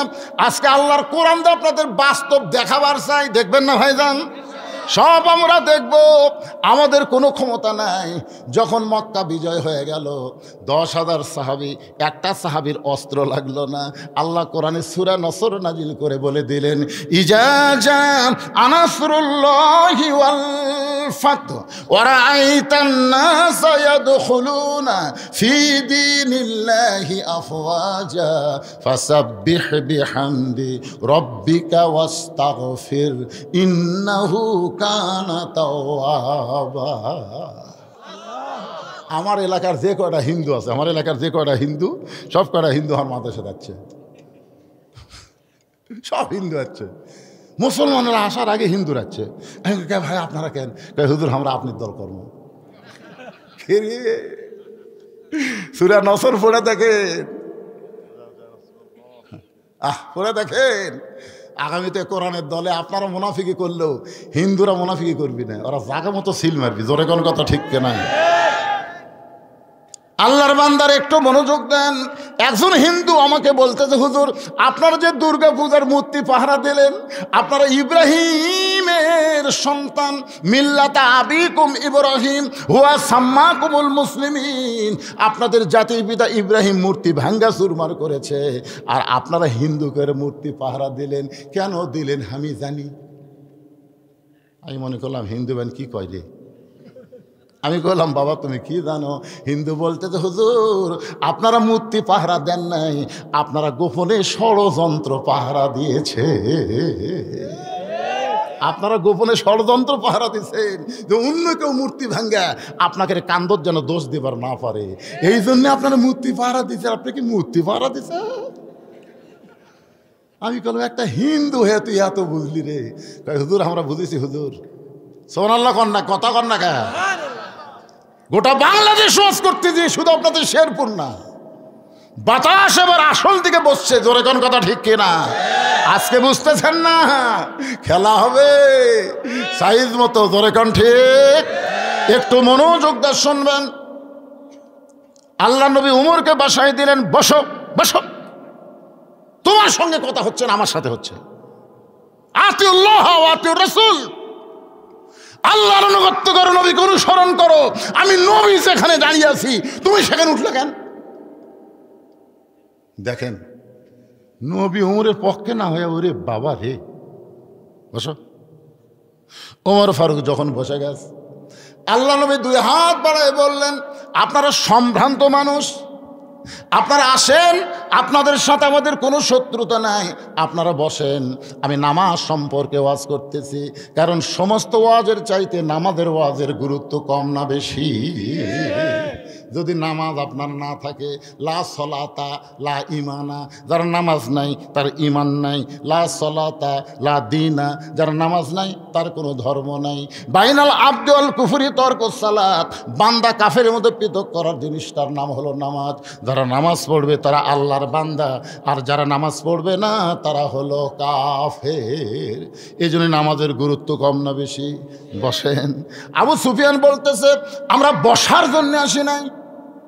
নবী বললেন তাহলে কি জন্য আইছেন? বলে আমাদের নেতা দুইবার বাইতুল মুকাদ্দাস ভ্রমণ করেছে, যেখানে যাইতে লাগে 30 দিন, আসতে লাগে 30 দিন। আর তুমি কইলা আজকে রাত্রেবেলা নাকি বাইতুল মুকাদ্দাসে 2 রাকাত নামাজ পড়াইছো। নবী বলতেছেন অবশ্যই পড়াইছি। আবু সুফিয়ান বলতেছে নামাজ যদি 2 রাকাত পড়ায়া থাকো তাহলে আমাদের নেতার কথা মতো আমি জানতে চাই বাইতুল মুকাদ্দাসের দরজা জানলা কয়টা? বাইতুল মুকাদ্দাসের দরজা জানলা কয়টা সেইটা বলতে হবে। আল্লাহ নবী ছোট বাচ্চার মতন কাঁদতেছে। আবু বকর বলে ইয়া রাসূলুল্লাহ আপনি কাঁদেন কেন? রাসূল বলতেছে আবু বকর আমি শুধু বাইতুল মুকাদ্দাসে 2 রাকাত নামাজ পড়াইছি, আমি তো দরজা জানলা গুনবার যাইনি। আপনারা যে মসজিদে নামাজ পড়েন না ভাইজান, আপনাকে জামুরহাটে একটা কেন্দ্রীয় মসজিদ আপনি জোহরে নামাজ পড়লেন, একজন জিজ্ঞাসা করতেছে তুমি কি নামাজ পড়ছো? কয় সামনে কাতারে। কার বিশ্বাস হয় না? তোমার বিশ্বাস কেমনে হবে বলো? আমার বিশ্বাস হবে তুমি যদি বলতে পারো মসজিদের মধ্যে ফ্যান কয়টা আছে। আপনারা বলেন তো ফ্যান গোনার জন্য মসজিদে যান না নামাজ আদায়ের জন্যে যান? কথা বলেন না কেন ভাইজান? কেউ তো ফ্যান গোনার জন্যে যায়। নবী যে 2 রাকাত নামাজ পড়াইছে, নবী কি দরজা জানলা গুনবার গেছে নাকি? নবী যখন দরজা জানলার কথা না বলে কাঁদতেছে, আবু বকর বলে ইয়া রাসূলুল্লাহ সকালবেলা আবু জেহেল আপনাকে একলা পাগল বলে গেছে, এখন গ্রুপ নিয়ে আইছে আপনাকে অপমান করার জন্যে। হুজুর আপনাকে এমন অপমান করবে আপনি কি সহ্য করতে পারবেন? আল্লাহ নবী যখন চোখের পানি ফেলতেছে, এমন সময় আল্লাহ তাআলা তুইজ্জু মান তাশা তুযিল্লু মান তাশা বিয়াদিকাল খায়র ইন্নাকা আলা কুল্লি শাইইন কাদির। আল্লাহ ফেরেশতা জিবরাইলকে পাঠিয়ে দিয়ে বলতেছে ওগো নবী আপনি চোখের পানি মোছেন, আপনি কাঁদবেন না। ওয়ারাফানা লাকা যিকরাক, আল্লাহ আপনাকে এমন সম্মান দিয়েছে আপনার কান্দা লাগবে না। ওই গোটা বাইতুল মুকাদ্দাস আপনার সামনে হাজির করব, আমার হাতের উপর বাইতুল মুকাদ্দাস ঘুরাতে থাকবো, আপনি দরজা জানলা গুনে গুনে এদের প্রশ্নের উত্তর দিয়ে দেন। ফেরেশতা জিবরাইল বাইতুল মুকাদ্দাস হাতের উপর হাজির করে নবীর সামনে যখন ঘুরাতে থাকে, নবীর দরজা জানলা গুনে গুনে যখন উত্তর দিয়ে দেয়, আবু জেহেল বলতেছে চলো যাই। আবু সুফিয়ান বলে, নেতা অপমান করার জন্য আমরা সকলে মিলে আসলাম, তাহলে চলো যাই কেন বলতেছেন? বলে, খামাকা গন্ডগোল করা লাভ কি, চলো যাই। এখন নেতা যখন বলেছে চলো যাই, চামচারা কি করবে? সবাই চলে যাচ্ছে, কিন্তু আবু সুফিয়ান যে তেলা জোরে কোন কি ওবায়দুল কাদেরের মার্কা, এই জন্য তেলে খালি পিছন দিকে যায় আর বলে, নেতা চলো যাই বুঝলাম না। এই চলো যাই বুঝলাম না বলে, চলো যাই যদি বুঝবার চাস তাহলে ঘরের মধ্যে ঢোক। ঘরের মধ্যে ঢুকে দরজা জানলা বন্ধ করে বলতেছে, আবু সুফিয়ান রে, এই চলো যাইয়ের অর্থ হলো আব্দুল্লাহর এতিম পোলা আল্লাহর নবী। আবু সুফিয়ান বলতেছে, মাথা হাত দে, সর্বনাশ, যদি আল্লাহর নবী হয় তাহলে ঘরের মধ্যে কেন? বাইরে যায় আমি বলবো আব্দুল্লাহর এতিম পোলা আল্লাহর নবী, আপনি বলবেন ঠিক ঠিক। আবু জেহেল বলতেছে, পাগলা, আল্লাহর নবী এটা আমি অনেক আগেই জানি রে, কিন্তু আমি মানি না। অত মানবার গেলে আমার নেতৃত্ব থাকবি না। আজকে বাংলাদেশে আবু জেহেলের দল যারা করে তারা সবাই জানে আল্লাহর কোরআন সত্য, লাকাওয়াল মুলক লা শারিকা লাহ, জোরে কোন কথা ঠিক কিনা? সবাই জানে, কিন্তু মানে না। মানবার গেলে ওরকে নেতৃত্ব চলবি না। কথা কন না কেন ভাই? একটু মনোযোগ দিয়ে শুনবেন। আল্লাহর নবী মাগরিবের 3 রাকাত ফরজ নামাজের কথা বলতেছেন। 2টা সন্তান এত ভালো, ওদের মা ভালো, আর 10টা সন্তান এত খারাপ, ওদের মা খারাপ। তাহলে আমরা যদি ভালো সন্তান চাই, ভালো কিসের দরকার? আরো জোরে কোন? এতে কতগুলো ছেলে বাইরে ঘুরতেছে, ওরা কিন্তু ধান্দাত আছে, পোলা কখন দিবি ওটা মিস করা যাবি না, আছে না নাই? ওই যে বাহিরের সন্তানগুলো ঘুরতেছে, সন্তানের কোনো দোষ নাই। উনি যখন মায়ের পেটে আসছিল, মা পেটত দিলে গোটা পাড়া ঘুরিছে, ওই পেটের মধ্যেই ঘোরণে পারবে ভাই জান। হ্যাঁ, আজকে সন্তান, অনেক সন্তান নামাজ পড়ে না, অনেক সন্তান পড়ে, কারণ কি? মা পেটে সন্তান নিয়ে যখন নামাজ পড়েছে, 4 মাসে 5 মাসের বাচ্চা পেটের মধ্যে যখন চাপা খাচ্ছে, ফেরেশতা বলে, আল্লাহ দেখো তোমার বান্দি নামাজ পড়ার কারণে পেটের বাচ্চা কি হারে চাপ খাচ্ছে। আল্লাহ বলে, ফেরেশতা সাক্ষী থাক, যে মা পেটে বাচ্চা নিয়ে নামাজ পড়তেছে, ও মা শুধু নিজে নামাজ পড়তেছে না, পেটের বাচ্চাকেও নামাজি বানায় দিচ্ছে। পেটে বাচ্চা নিয়ে মা যখন রোজা করে, কি মনে করতেছেন মা খালি একলা রোজা করে? মায়ের নারীর সাথে বাচ্চার খাওয়ার সম্পর্ক আছে না নাই? মাও খায় না, বাচ্চারা খাওয়ায় না। এক ছেলে আমাকে কয়, হুজুর 11 মাস আমার খিদা কম, কিন্তু রোজার মাসে এতই খিদা লাগে। আমি বললাম, তোর মা বাসাতে? কয়, হ্যাঁ। তো মাওক দেখো, তুই মাওক যা বলতে, কে মা? 11 মাস আমার খিদা কম, রোজার মাসে এত খিদা লাগে কেন? মা বলতেছে, তোর দাদি এই সর্বনাশ করছে, তোর দাদি। রমজান মাসে তুই আমার পেটের মধ্যে ছিলি, তোর দাদি কইছে, বৌমা এ রোজা থাকতে পারবো না, রোজা থাকলে পেটের বাচ্চা শুকা যাবে। খবরদার, খালি তুই কি তাজা থাকার জন্য আমিও খাসি, তুইও খাসি। রমজান মাসে পেটের মধ্যেই তোর খাওয়ার অভ্যাস আছে, দাঁড়িয়ে এসে তুই রোজা থাকতে পারবো? এই জন্য একটা নেপোলিয়ন বলেছে, ভালো একটা সন্তান যদি চান, ভালো একটা মায়ের দরকার। জোরে কোন কিসের দরকার? ভালো মায়ের দরকার। ভালো মা যদি আমরা পাওয়ার চাই, আল্লাহ কোরআনে বলেছেন, অকরনা ফি বুয়ুতিকুন্না ওয়ালা তাবাররুজনা তাবাররুজাল জাহিলিয়াতিল উলা। জোরে বলেন সুবহানাল্লাহ। আমার মায়েরা যারা পর্দার অন্তর আছেন, ও মা, আপনাদের কথা একটু পরে আসতেছি। এই মাগরিবের নামাজ নিয়ে একটু কথা বলবো। একেবারে লাল রক্তের পাঞ্জাবি নিয়ে ইয়াকুব নবীর সামনে হাজির 10 জন। জোরে কোন কয়জন? ইয়াকুব নবী কয়, বাবা কিসের পাঞ্জাবি? বাবা এটা ইউসুফের পাঞ্জাবি। বাবা বাঘ আসে ইউসুফকে খেয়ে গেছে বাবা, কিন্তু আমরা ইউসুফকে হেফাজত করে পারিনি, রক্ষা করে পারিনি বাবা, কিন্তু পাঞ্জাবি হেফাজত করছি বাবা। চিন্তা করে দেখেন, আল্লামা সাইদি হুজুর ধর্ষণ করছে, আল্লামা সাইদি হুজুর মানুষ খুন করছে, আল্লামা সাইদি হুজুর যুদ্ধ অপরাধী। খালি ছাড়িয়ে দিয়ে দেখলু না রে হাসিনা? খালি ছাড়িয়ে দিয়ে দেখলি না কেন? কোন দোষী মানুষ যখন বের হবে, জনগণ তাকে জুতা পিটা করবে। আর আল্লামা সাইদি হুজুর 10 দিনের জন্য বের হলে মিজানুর রহমান আজহারীর চাইতো 10 গুণ মানুষ হবে। জোরে কোন কথা বলেন না কেন? ভালো মানুষকে বন্দি করে রাখলে দিন দিন তার সম্মান বাড়ে। আর খারাপ মানুষকে জেলখানায় বন্দি করলে দিন দিন মানুষ তাকে ভুলে যায়। এই কয়েকদিন পরে দেখবেন পলকের কথা আর কারো মনে থাকবে না। এই পলক আমির হামদার কথা মানুষের মনে ভুলিছে না বাড়িছে? মামুনুল হকের কথা মানুষ মনে ভুলিছে না বাড়িছে? রক্ত মাখা জামানের বলতেছে বাবা বাঘে খাসে। বাবা জামাটা হাতে নিয়ে তাকায় দেখে বাঘে যদি ইউসুফরে খাইতো জামার অনেক জায়গায় ছেঁড়া ছুটা থাকতো, জামার কোনো জায়গায় ছেঁড়া নাই ছুটা নাই, শুধু রক্তমাখা। ওই রক্তমাখা জামা নিয়ে ইয়াকুব নবী ঘরের মধ্যে গিয়া আসল জায়গায় বিচার দিলেন। আসল জায়গা জোরে কোন জায়গা? এই 15.5 বছর কোন জায়গা বিচার দিছে বোঝেন না? যখন হাসিনার দখলে হলো জজ কোর্ট, খালেদা জি একদিকে 5 বছর জেল দিল না, 5 বছর এতিমের মাল মারা খাওয়ার জন্য 5 বছর দিল। আপিল করলো 10 বছর হলো। আপিল করলে সাজা বাড়ে না কমে? কি কথা রে বারে, 5 বছর জেল হলো, আপিল করলো 10 বছর। তাহলে এই কোর্ট কি? এই কোর্ট কার কোর্ট? হাসিনার কোর্ট। ধরে কোন কার কোর্ট? জজ কোর্ট, হাইকোর্ট, সুপ্রিম কোর্ট। তাহলে সেই কোর্ট বিচার চায় কাম হবে? মানুষ গোপনে গোপনে কিন্তু আসল জায়গা বিচার দিছে। তোর বিচার আল্লাহ করবি রে, কয় কি কয় না? যখন কোর্ট থেকে জামিন হয় না, হাতত হাত করা পড়ায়, হাই রে একটা আলিম ফোন না ডাকাত না রে, তাদেরকে ডান্ডা বেড়ে দেওয়া হয়েছে। ধরে কোন কথা ঠিক না? আসল জায়গায় বিচার দিছে ইয়াকুব নবী, আসল জায়গায় বিচার দিছে। মামুদ আমার 10টা সন্তান ইউসুফের সঙ্গে ষড়যন্ত্র করতেছে। আমার ইউসুফ যেখানেই থাক না কেন, আল্লাহ আল্লাহ তুমি ইউসুফকে হেফাজত করো। আমরা সবাই দোয়া করছি আল্লাহ আল্লাহ সাইদি হুজুর নির্দোষী, আল্লাহ তুমি জেলখানায় রাখছো সেখানেই তাকে ভালো রেখো।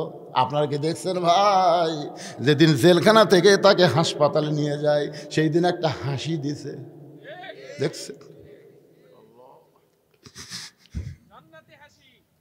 এই হাসি কোনো অসুস্থ মানুষের হাসি না, এমন একটা হাসি দিল জনগণকে বুঝাই দিল আমি অসুস্থ না, আমাকে জোর করে তারা হাসপাতালে নিয়ে যাচ্ছে।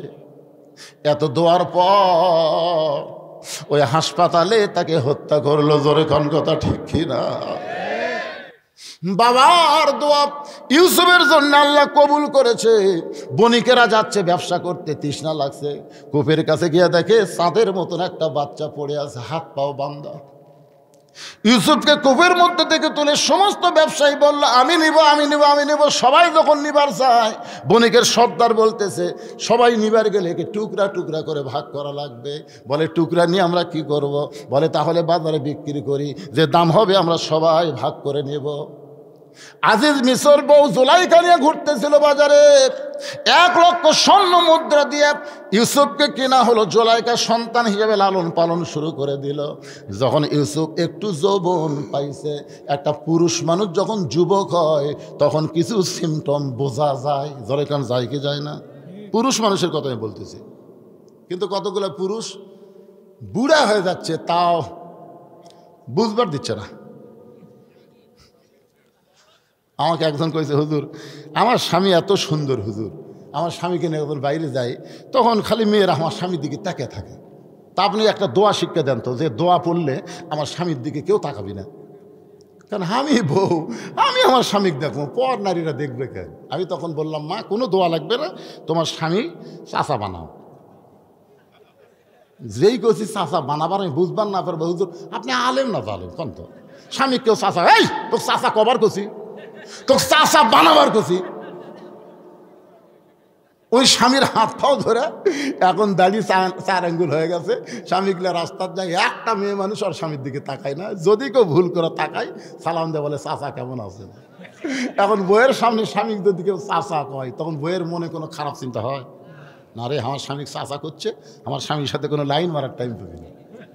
ও মা মায়েরা রে, যারা পর্দার মধ্যে আছেন শোনেন, পুরুষ মানুষের 1 নম্বর চিহ্ন হলো তার দাড়ি মোছ। জোরে কোন কথা ঠিক কিনা? কথা বলে এমন ভাবে কামায় মনে হয় জীবনে ওঠেনি। বউ বলতেছে আসো তোমাকে একটা ভেলকি দেখায়। স্বামী বলে কি? ড্রেসিং টেবিলের সামনে গিয়ে বলতেছে তোমার মুখ আর আমার মুখ একই মুখ, তোমারও দাড়ি মোছ নাই আমারও দাড়ি মোছ নাই। বউ বলতেছে আল্লাহ যদি আমাকে দাড়ি দিত। স্বামী গাই মেয়ে মানুষের কোনোদিন দাড়ি হয়? বউ গাই মরদ, মরদ মানুষ কোনদিন দাড়ি চাচা হয়? তুমি মরদ আমি মেয়ে একটা চিহ্ন নেই। আপনারা অনেকগুলো ইচ্ছা করে চাইছে ওলমুখা হয়ে থাকেন, কে বা শরম লাগে না? মেয়ে মানুষের ঢপলে থাকেন, কি মন খারাপ করতেছে? ইউসুফের যখন যুবকের চিহ্ন প্রকাশ পাইছে, সঙ্গে সঙ্গে জুলাইখা এতদিন মা হয়ে সন্তানের মতো লালন পালন করেছে।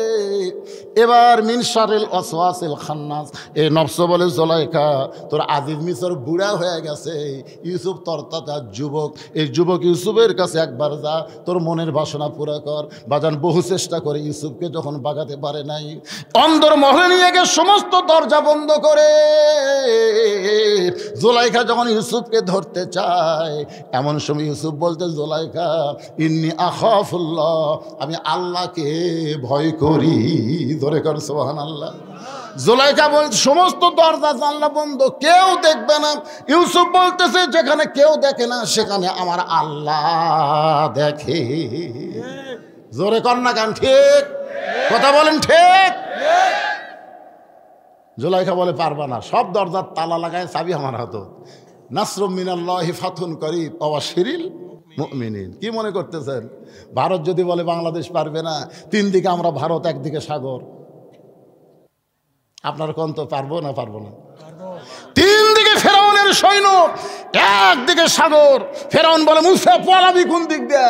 সামনে খালি সাগর, আর তিন দিকে আমরা লাঠি সরালে পলাবো কোন দিক দিয়ে? মুসা বলে আল্লাহ আমি তো তোমার দিকে তাকাই আছি, আমি সাগরের দিকে এখনো তাকাইনি। আল্লাহ কয় লাঠি হাতত নাই। দেখেন লাঠি কিন্তু লাগবে, লাঠির লম্বা হয়ে 3 হাত, আর হাতত থাকবে একটা খুর, বুঝলেন? 3 হাতার লাঠি আর হাতত খুর। ওই ভারতের মালওয়ানের বাচ্চারা যখন বাংলাদেশে ঢুকবি তখন লাঠি দিয়ে পাড়া ফেলতে, খুর দিয়ে কাটে, গোড়া কাটুক আর আগা কাটুক, কাটা খালি পোলটা দেওয়া লাগবে। জোরে কর কথা দেখতে, কারণ মুসলমানই করা লাগবে, তো খাতনা করা লাগবে না। আপনারা কি মনে করতেছেন আমার ওয়াজ খালি আপনাকে এলাকা থাকতেছে? এই ওয়াজ মিডিয়ার মাধ্যমে ভারতও তো চলে যাচ্ছে। জোরে কর কথা ঠিক কিনা? চিন্তা করবি, ঢুকিস না রে, ওরা কিন্তু লাঠিটা ফেলে দিয়ে খাতনা করে ছেড়ে দিবে। লিল্লাহে তাকবীর। একটু মনোযোগ দিয়ে শোনেন। জুলাইখা বহু চেষ্টা করতেছে ইউসুফের সঙ্গে খারাপি করবে, ইউসুফের সঙ্গে আল্লাহ থাকার কারণে সমস্ত দরজা খুলে গেছে চাবি ছাড়া। ধরে কারণ সুবহানাল্লাহ। শেষ দরজা ইউসুফ যখন জানাইছে, জুলাইখা এক দৌড়ে গিয়ে পেছনের জামা খামছে ধরে বলে ইউসুফ রে তুমি যতই চেষ্টা করো তোমাকে পলাবার দেব না। যার কলিজায় আল্লাহর ভয় তার কি কোনোদিন জামার চিন্তা হয়? বাজান যখন আল্লাহর ভয়ে চলে গেছে, পিছনের জামা ছেড়ে গেছে, জুলাইখা যখন কিছুই করবার পারলো না, তখন হাসিনার মতন ছলনাময়ী হয়ে বিচারকের সামনে গিয়ে কাঁদতেছে আর বলতেছে বহু চেষ্টা করলাম আমার সন্তানকে ভালো মানুষ করার জন্য, কিন্তু সেই ইউসুফ আর সন্তান থাকলো না। আজকে অন্দরমহলে সুযোগ পেয়ে আমাকে ধর্ষণ করবার চাইছিল, সমস্ত বিচারক কয় নাউজুবিল্লাহ, সন্তান হয়ে মাকে ধর্ষণ করবে, এইটা কেমন কথা? ও জুলাইখা কাঁদেন না, অবশ্যই আপনার বিচার হবে। বিনা তদন্তে বিচার করার জন্য ইউসুফকে যখন নিয়ে আসা হয়েছে, হাজার হাজার মানুষ ময়দানে দাঁড়িয়ে আছে। ইউসুফ নবীর চেহারার দিকে তাকায় সবাই চিন্তা করে এই মানুষ কোনদিন যুদ্ধ অপরাধী হতে পারে না, এই মানুষ 50 বছর কোরআনের হক তাফসীর করেছে, সেই মানুষ কোনোদিন মানুষের ধর্ষণ করতে পারে না। জোরে কোন কথা ঠিক কি না? ইউসুফ নবীর চেহারার দিকে সবাই তাকায় দেখতেছে, এই মানুষ এই জুলাইখারে কেমনে ধর্ষণ করবার চায়, এত সুন্দর মানুষ কোনোদিন এই কাজ করবে না। সবাই যখন এই চিন্তা করতেছে, আর বিচারকেরা বলতেছে ইউসুফ রে তুমি কত বড় নিমক হারাম, যে তোমাকে মায়ের মতন লালন পালন করলো, আর তুমি তাকে ধর্ষণ করবার চাও, তুমি কত বড় নিমক হারাম। ইউসুফ নবী চোখের পানি বের করে কাঁদতেছে, কিছুই বলার নাই। এমন সময় মায়ের কোল থেকে 2.5 মাসের একটা বাচ্চা জবান খুলে আমার আল্লাহ দিয়েছে, তো ইজ্জুমান তাসা সম্মান দেওয়ার মালিককে। ওই বাচ্চা বলতেছে ও বিচারকেরা, শুধু অভিযোগ শুনে বিচার করলে হবে না, তদন্ত করে বিচার করো। সমস্ত লোক বলে কে কথা কয় রে, দেখা যায় না কথা কে কয়। মা দৌড়ে গিয়ে বিচারকের সামনে বাচ্চাকে দিয়ে বলে, মাত্র 2.5 মাসের বাচ্চা, আমার জবান ফুটে গেছে। বাচ্চাকে টেজের উপর রাখা হলো। বাচ্চা বলে, বিচারকেরা তদন্ত করে দেখো, ইউসুফের জামা সামনে যদি ছেঁড়া হয় তাহলে বুঝবা ইউসুফ জোলাইকাকে ধর্ষণ করবার চাইছিল, আর জোলাইকা বহু চেষ্টা করে ইউসুফের হাত থেকে রক্ষা পাইছে। এখন তোমরা তাকায় দেখো তো, সামনের দিকে যদি জামা ছেঁড়া হয় তাহলে ইউসুফ দোষী, আর জামা যদি পিছন দিকে ছেঁড়া হয় ইউসুফ পলাবার চাইছে, কিন্তু জোলাইকা জোর করে তাকে ধর্ষণ করাতে বাধ্য করবার চাইছে। সমস্ত বিচারক জামা তদন্ত করে দেখে সামনে ছেঁড়া তো দূরের কথা, একটা ময়লাও পর্যন্ত লাগে নাই, আর পিছন দিকে তাকায় দেখে জামা ছেঁড়া। এখন সব বিচারক চোখ বন্ধ করে মনে মনে চিন্তা করে, জোলাইকা তুমি দোষী, ইউসুফ নির্দোষী। সমস্ত বিচারক চোখ বন্ধ করে চিন্তা করে, ইউসুফ তুমি নির্দোষী, কিন্তু জোলাইকার স্বামী আজিজ মিসর প্রধানমন্ত্রী হওয়ার কারণে আমরা জবান বন্ধ করেছি। আল্লামা সাইদি হুজুর যে নির্দোষী। সমস্ত বিচারক কিন্তু ফাঁসির রায় দেয়নি, একজন শুধু ফাঁসির রায় দিয়েছিল, তার নাম হলো মানিক। জোরে কার নাম কি? শামসুদ্দিন মানিক। দেখেন, যারা মৃত্যুর রায় দেয়নি সব বিচারক মোটামুটি একটু সম্মানে আছে, কিন্তু মানিকের খবর কি? মানিকা কিন্তু টক শোধ বলছে, আমার জীবনে একটা আশা ছিল সাইদি সাহেবের ফাঁসি দেখা, কিন্তু আল্লাহ আমার আশা পুরা করেনি, আমি তাকে ফাঁসি দিলাম। আই রে অহংকার করে বলে, আমি ফাঁসি দিলাম, আল্লাহ গায়ে দেরি কর, তোকে সাইজ করতেছি। কলার পাতার মধ্যে শুতে আসছিল, দেখেননি ভাই? 70 লাখ টাকা গাড়া নিতে অবস্থা মারিছে, সব দেখাচ্ছে মারিছে। হাই রে ভাই, কুটোর যখন লিয়ে যাচ্ছে ভাই রে, সবাই উপর দিকটা ঘুষে মারে, একজন যে কি বুঝেছে আমার তলটা মারছে, বুঝছে যে তলটা মারিছে, একটা বিসি ফাটা। মানকা ফাঁসি দিব, কি বুঝতেছে? বিসি নাই, পরে অপারেশন করে দেখে একটা আছে একটা নেই। কি মনে করতেছেন ইউসুফ আলাইহিস সালাম হলো নির্দোষী? কিন্তু সমস্ত বিচারক জবান বন্ধ করে আছে, কারণ কেমনে বলবে নির্দোষী? আজিজ মিসর বলে, রে প্রধান বিচারক রায় দাও। সমস্ত বিচারক মুখ বন্ধ করে প্রধান বিচারপতি বলতেছে, ইউসুফ তুমি দোষী। যেই বলছে ইউসুফ তুমি দোষী, সঙ্গে সঙ্গে ইউসুফ নবীর চোখ দিয়ে পানি পড়তেছে। বিনা দোষে দোষী কইরা আল্লাহ ইউসুফ দিল জেলখানা। আল্লাহ উপায় বলো না, জনম দুঃখী কপাল পোড়া নবী ইউসুফ আগে সোনা। আল্লাহ বলে, ইউসুফ বিনা দোষে তোমাকে জেলখানায় দিল, তোমার সম্মান কমবে না, দিন দিন তোমার সম্মান বাড়বে। জোরে গান সুবহানাল্লাহ।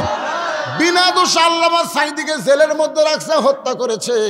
আপনারা বলেন তো, আল্লামা সাইদির কি দাম কমেছে? সন্তান হলে অনেকে জানে না সাইদি কেন নাম, সাইদি কেন নাম এটা জানে না, মনে করে সাইদি বোধহয় একটা ডিগ্রি।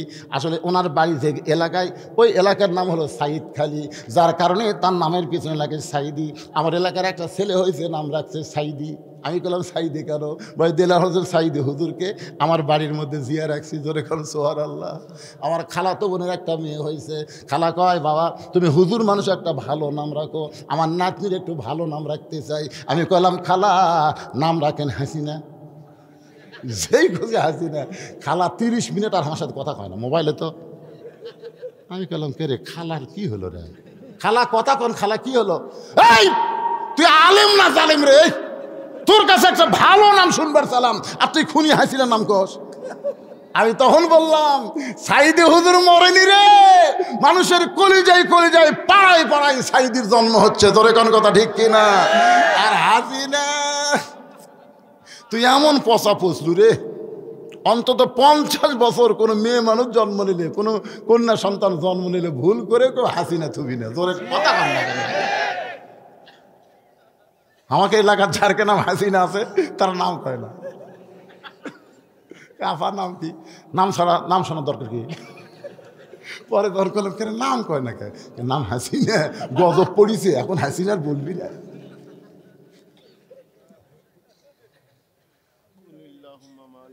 আল্লাহর বান্দার একটু খেয়াল করবেন, মাগরিবের 3 রাকাত নামাজ কেমনে পাইলাম, পড়লে লাভটা কি?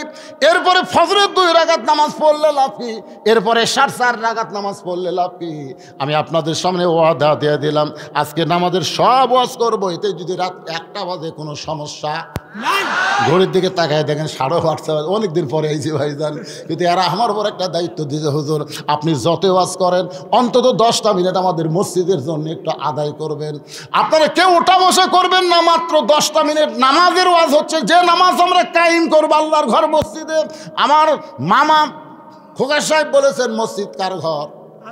আরো জোরে কার, মসজিদ কার ঘর? আপনারা কি বলবেন? হুজুর এই যে দেখতেছেন এরা আমার বাড়ি, হুজুর এই বাড়ির সাইডে যেটা দেখতেছেন এটা আমার, এই সাইডে যে বাড়ি আমার ভাইয়ের, এই সাইডে আমার বাপসা স্যার, এ যত জমি পুকুর পুষ্করিণী দেখতেছেন এরা সবগুলো আমাদের। তো সবাই যদি তোমাকে হয় মসজিদ আল্লাহর, আল্লাহর দেখবার গেলে চলেন তো মসজিদের সামনে যা বলতে হুজুর এখানেও আল্লাহর কিছু ছিল না, আমার চাচা 10 শতক আল্লাহ দান করছে,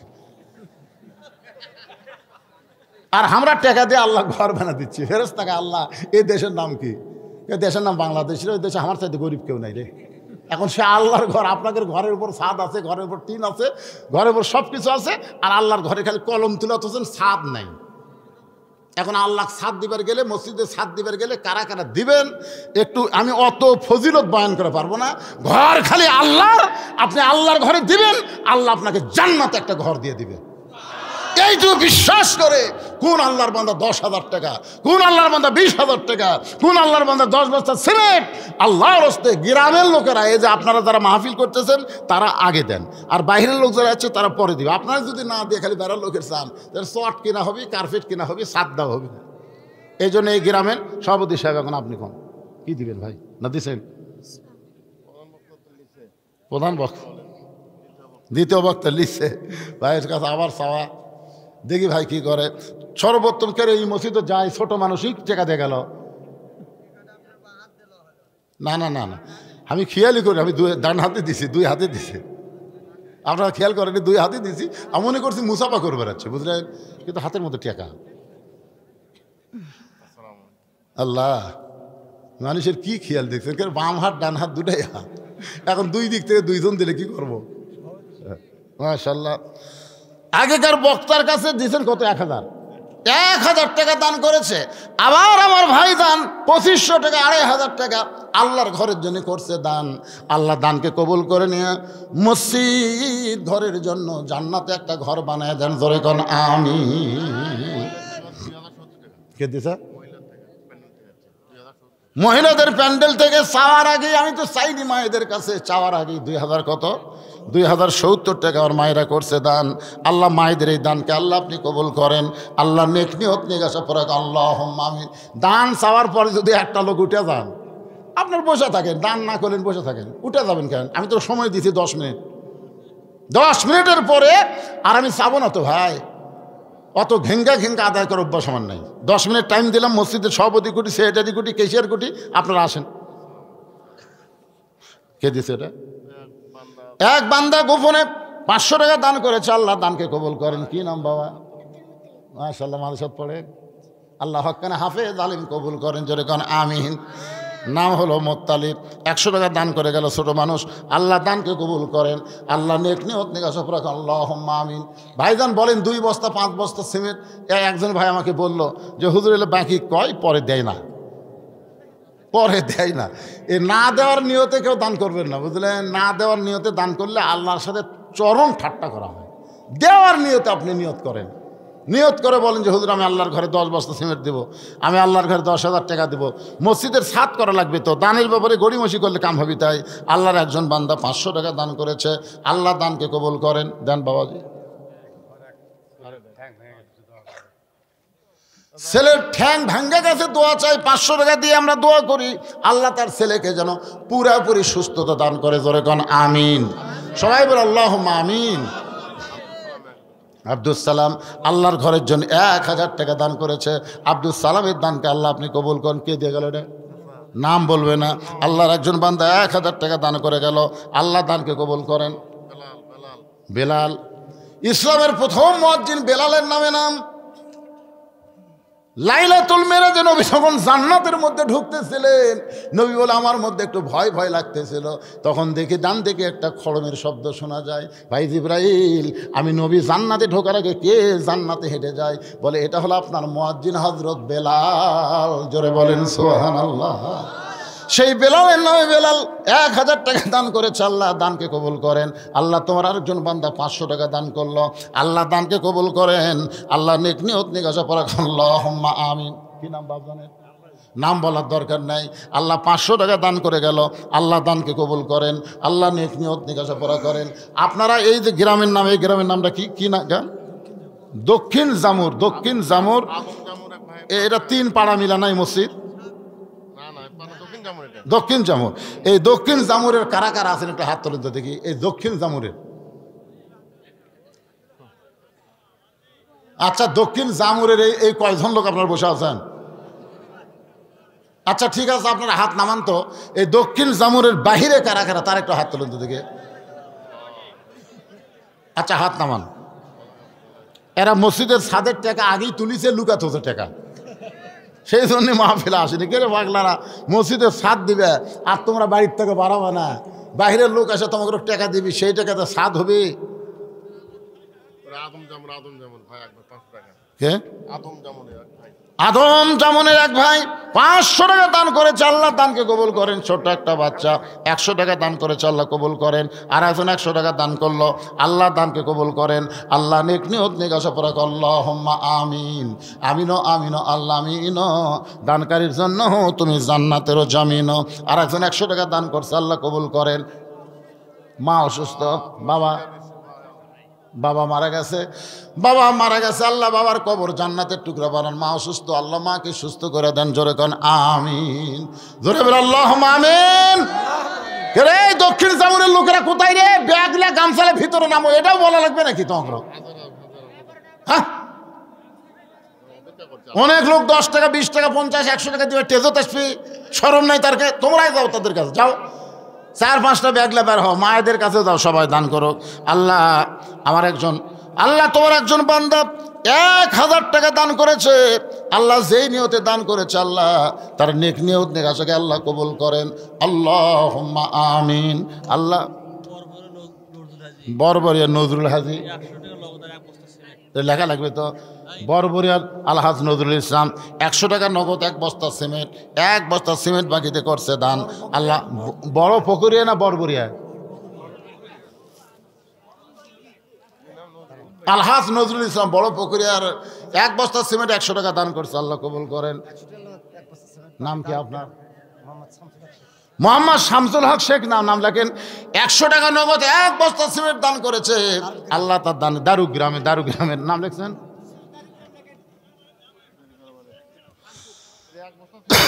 হ্যাঁ হ্যাঁ, এত ঢিলা করে লিখলে হবে না তো। দারুগ্রামের শামসুলের নাম লেখেন। 1 বস্তা সিমেন্ট 100 টাকা নগদ দান করেছে, আল্লাহ দানকে কবুল করেন। আল্লাহর একজন বান্দা 500 টাকা দান করেছে, আল্লাহ দানকে কবুল করেন। 100 টাকার সাথে সিমেন্ট দেও, 1 বস্তা দেও, 1 বস্তা সিমেন্ট। বাড়ি কোথায়? জামুরের ছেলে। আল্লাহ 100 টাকা দান করেছে, আল্লাহ দানকে কবুল করেন। আল্লাহ নেক নিয়ত নেক আশা পড়া আল্লাহুম্মা আমিন। এ দুনিয়া রবে না কো চিরকাল, একদিন ভাঙবে রে বাজার। এ বাজার ভাঙিয়া গেলে সওদা না মিলিবে, কি হবে উপায় তোমার? একদিন ভাঙবে রে বাজার। কে? আব্দুল কুদ্দুস 1000 টাকা দান করেছে, আব্দুল কুদ্দুসের দানকে আল্লাহ আপনি কবুল কর। আল্লাহুম্মা আমিন। কে সিমেন্ট দিল? আব্দুল হালিম 50 টাকা নগদ আদম জামুর থেকে আল্লাহ 1 বস্তা সিমেন্ট করছে দান। আব্দুল হালিমের দানকে আল্লাহ আপনি কবুল করেন। আল্লাহুম্মা আমিন। সবাই বলে আল্লাহুম্মা আমিন। ছাদ দিবার গেলে রড লাগবে, রড। কে দেবে 1 টন রড?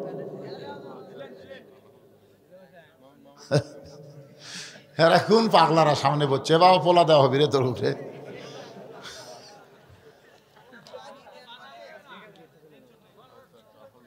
যারা আমাকে দাওয়াত দিবার গেছিল তারা দেখে যাচ্ছে আপনারা ওয়াজের পরে যে টাকা দেন একটা টাকাও নষ্ট হয়নি। 235 শতক জায়গার উপর মসজিদ, মাদ্রাসা, এতিমখানা। এইবার আবার আল্লামা সাইদি হুজুরের নামে একটা অডিটোরিয়াম করলাম। এইবারই আল্লামা সাইদি হুজুরের নামে বিশাল অডিটোরিয়াম। এগুলা কার টাকা? আপনাকে টাকা খাচ্ছি আমি? আমার মাদ্রাসাত লেখা আছে দান মুক্ত প্রতিষ্ঠান, কোনো টাকা দেওয়া লাগবে না, খালি আপনাকে ছেলে দেন। আর এবার একটা মহিলা মাদ্রাসা করা হয়েছে 3 তলা বিশিষ্ট। মারহাবা কোন আমাক দিবার কয় পাগলারা। না আসলে রাগই তো করবি যে আপনাদের গ্রামে লোকই নাই, সব লোক বাহিরের লোক। তো কি করবে এখন? কি করবো যে 2 হুজুর দিয়া দেন, এখন রড দেন, 1 হুজুর সিমেন্ট দেন। কেবারে আপনাদের মসজিদের সেক্রেটারি কে? তো সেটা সব কথা কয় না কে বাবা? আপনি 2 টন রড দিবেন না কত দিবেন? কোন একটা কোন আপনি দিয়ে গেছেন? দিছেন? মাশাআল্লাহ। আপনার কোন তালাত দিলেন বারে? আচ্ছা ঠিক আছে, আলহামদুলিল্লাহ। মসজিদের কাজ শুরু করছে, কাজ হবে না এরকম চিন্তা করেন না, একটু দেরি হতে পারে। বাংলাদেশে কোনো মসজিদ শুরু হয়েছে কাম বন্ধ আছে, দেখছেন আপনারা? কি কি ছিল?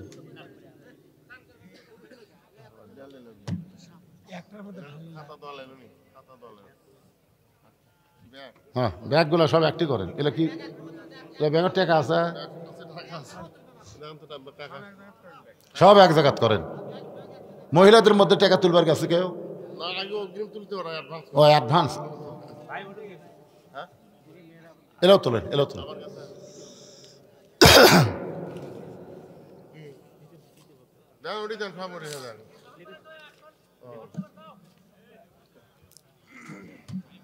মসজিদ তো ভাঙিছে, হয়ে যাবে ইনশাল্লাহ।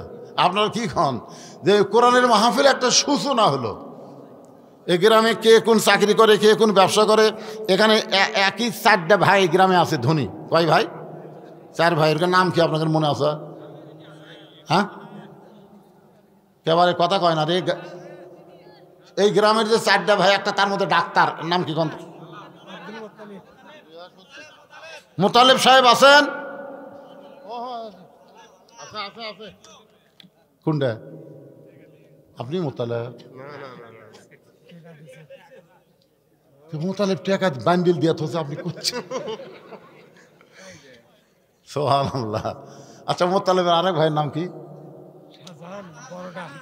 বড় ভাই শাহজাহান সাহেব আছেন?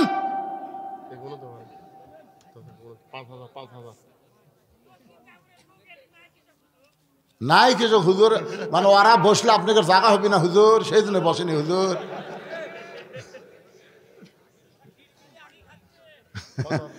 বুঝতে পারতেছেন না যে আপনার প্যান্ডেল ভরা দিচ্ছেন, ওটা কুটি বসবি এই জন্যে। এই দেখেন ডাক্তার সাহেব নাম কি? আব্দুল মোত্তালেব হবে না, কারণ আল্লাহ 99 নামের মধ্যে মোত্তালেব নেই। মোত্তালেব হোসেন 5000 টাকা ধরে বলেন মারহাবা। আপনারা বলেন তো, আবু লাহাব নামে কোনো মুসলমান আছে? নাই। আবু লাহাব নাই রে পাগলা, আবু তালেব আছে। আসলে দুটাই কিন্তু কাফের, আবু তালেবও কাফের, আবু লাহাবও কাফের। কিন্তু আবু লাহাব কেউ ভুলেও রাখে না, আবু তালেব অনেক মুসলমানের নাম। কারণ কি? শিশুকালে মইরা গেছে মা, গর্ভে থাকতে মরছে পিতা, নবী চোখে দেখলেন নাম। কে করিবে লালন পালন, কে দিবে সান্ত্বনা, এই দুনিয়ার বড় এতিম নবী ছিলেন একজন। আল্লাহ নবী বলেছেন, মায়ের পেটে থাকতাম এতিম ছিলাম, কিন্তু দুনিয়াতে আসার পরে এতিম ছিলাম না। আমার চাচা আবু তালেব আমাকে এমনভাবে লালন পালন করেছে, আমার যে বাবা নাই এটা আমি বুঝতে পারিনি। সাল্লাল্লাহু আলাইহি দেখছেন? সেই জন্যে আবু তালেব কাফের হলেও কিন্তু তার নামে অনেক মুসলমান আছে। মোত্তালেব নামে মুসলমান আছে। কারণ কি? মোত্তালেব তো কাফের, কিন্তু নবীর দাদা নবীকে এত ভালোবেসেছে যার কারণে মোত্তালেব নামে মুসলমান আছে। কিন্তু আবু লাহাব সর্বপ্রথম নবীকে ঢেল মারছে। জোরে কোন কথা ঠিক কিনা? এই জন্য আল্লাহ রাগ করে বলছে তাব্বাত ইয়াদা আবি লাহাব। এই জন্য ভাইজান, রে আজকে আমরাও ধ্বংসের দোয়া চাবো। আল্লাহ ধ্বংসের কথা বলছে, আমরাও ধ্বংসের দোয়া করে বলবো, আল্লাহ ফিলিস্তিন মুসলমানকে যে ইসরায়েল অত্যাচার করতেছে পৃথিবীর মানচিত্র থেকে ইহুদিকে আল্লাহ তুমি ধ্বংস করে দাও। সবাই বলেন আমিন। ভারতের হিন্দুরা যদি আমাকে বাংলাদেশে বেশি নাক গলায়, ওরা আমাকে বাবরি মসজিদ ভাঙ্গা রাম মন্দির বানাচ্ছে, আমরাও খালি ঢাকা মুসলমানের থাকবে না, দিল্লি আল্লাহ মুসলমানকে দিয়ে দিবে। জোরে বলেন আল্লাহুম্মা আমিন। আল্লাহ দিবার পারে কি পারে না? জোরে কন ইনশাআল্লাহ। বোঝা গেছে আপনাকে দান শেষ। কিভাবে মসজিদ আপনারা করবেন আপনারা চিন্তা করেন।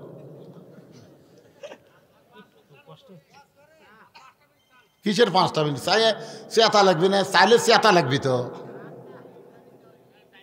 হ্যাঁ, আপনার ফজর নামাজ পড়বার চাচ্ছেন না?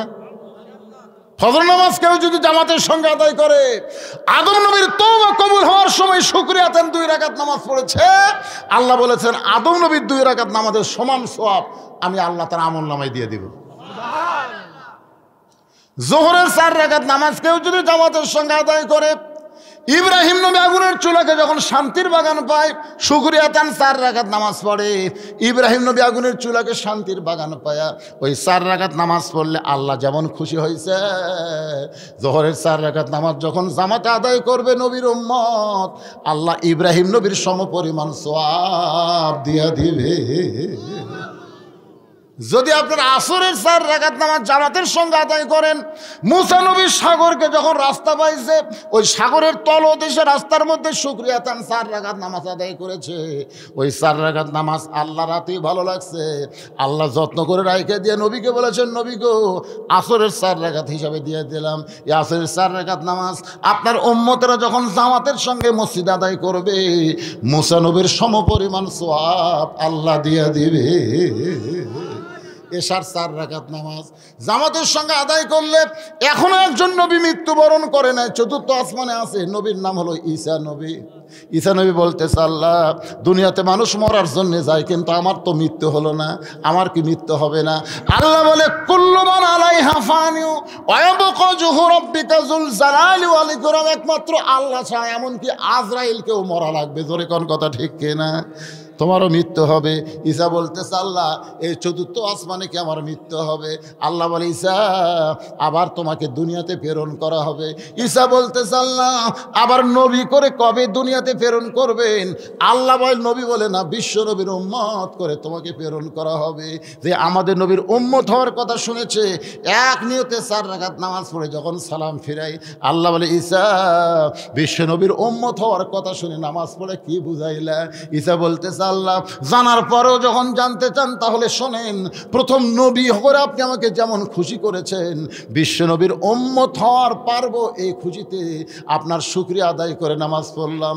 কারণ নবী হওয়ার মধ্যে যে আনন্দ নাই, বিশ্ব নবীর উম্মত হওয়ার ভিতরে সে আনন্দ আমি পাই। নবী না হয়ে দুনিয়ার, সবাই বলেন নবী না হয়ে দুনিয়ার, না হয়ে ফেরেশতা আল্লাহর, হয়েছি উম্মত আপনার, তার তরে শুকুর। সেই সময় কইছে 1000 বার, এখন আর 1000 কইলে হবে না, এখন বলা লাগবে তার তরে শুকুর কোটি বার। আলহামদুলিল্লাহ। 4 ওয়াক্ত নামাজের কথা বললাম, এই মাগরিব দিয়ে শুরু করেছিলাম, কিন্তু ভাইজান এত রাত হয়ে গেল, মনে বড় ভয় লাগে। ওয়াজ শোনার পরে যদি ফজরের নামাজ কাজা হয়ে যায়।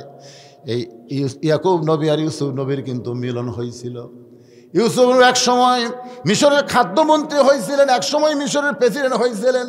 যে 10টা ভাই তাকে হাত পা বাঁধা কূপের মধ্যে ফেলে দিয়েছিল, তারাই কিন্তু তার কাছে গেল। এক সময় বাবার খবর পেল, শেষ পর্যন্ত বাবার সঙ্গে মিলন হলো। শুকরিয়া তান 3 রাকাত নামাজ তাড়াতাড়ি আদায় করলেন। এই 3 রাকাত নামাজ মাগরিবের নামাজ আল্লাহ কবুল করলো। যখন আমরা জামাতের সঙ্গে আদায় করব, ইয়াকুব ইউসুফ নবীর সমপরিমাণ সওয়াব আল্লাহ দান করে দিবে। এখন আপনারা বলেন নামাজ বাদ দিবেন? এই নামাজকে নিয়েই তো মসজিদ, নামাজকে নিয়েই তো মসজিদ। আমরা মসজিদ তৈরি করব, নামাজই হব না, তাহলে লাভ নেই। এটা আক্কেলপুরের মধ্যে দেখলাম যে গোটা মসজিদ টাইলসের উপর ধুলে, টাইলস সেই টাইলস, বিদেশি টাইলস, এখানে লোক দিলে ধুলে। তো মুয়াজ্জিনকে বললাম, কে রে মুয়াজ্জিন ভাই, মসজিদ ঝাড় দাও না। কয় হুজুর আজান দেয় আকামত দিয়ে কেউ আসে না তো। কেউ যদি না আসে তো কী করবেন? কেউ যদি না আসে কী করবেন? খালি গামছা দুই বাড়ি বাড়ি আমার জায়গা পরিষ্কার করে আল্লাহ আকবার নামাজ পড়ি। জুমার দিনে খালি ঝাড় দেয়, জুমার দিনে লোক হয়, এছাড়া 5 ওয়াক্ত লোক হয় না। তা আপনারা মসজিদ বানায় খালি জুম্মার দিনে লোক করার নিয়ত করেন না, কারণ জুম্মা নামাজের চাইতে 5 ওয়াক্ত নামাজের গুরুত্ব কম না বেশি? কোটি কোটি গুণ বেশি। এই জন্য আমরা সবাই 5 ওয়াক্ত নামাজ পড়বো। আল্লাহ যেন সকলের জন্য কবুল করে, সকলে বলে আমিন। আস্তাগফিরুল্লাহ আল্লাযী লা ইলাহা ইল্লা হুয়াল হাইয়ুল কাইয়্যুম ওয়া আতুবু ইলাইহি। আল্লাহুম্মা সাল্লি আলা মুহাম্মদ, আল্লাহুম্মা বারিক আলা মুহাম্মদ। যারা আশেপাশে দাঁড়িয়ে আছেন সবাই বসেন, মোনাজাতের পরে আপনাদের জন্য তাবারকের ব্যবস্থা আছে ইনশাআল্লাহ। জি, দান একজন করছে, করুক, নাম বলে নাই, দোয়া করে দিলাম ভাই। ওই ইয়াটা দাও, মাইক ওটা কি করছে?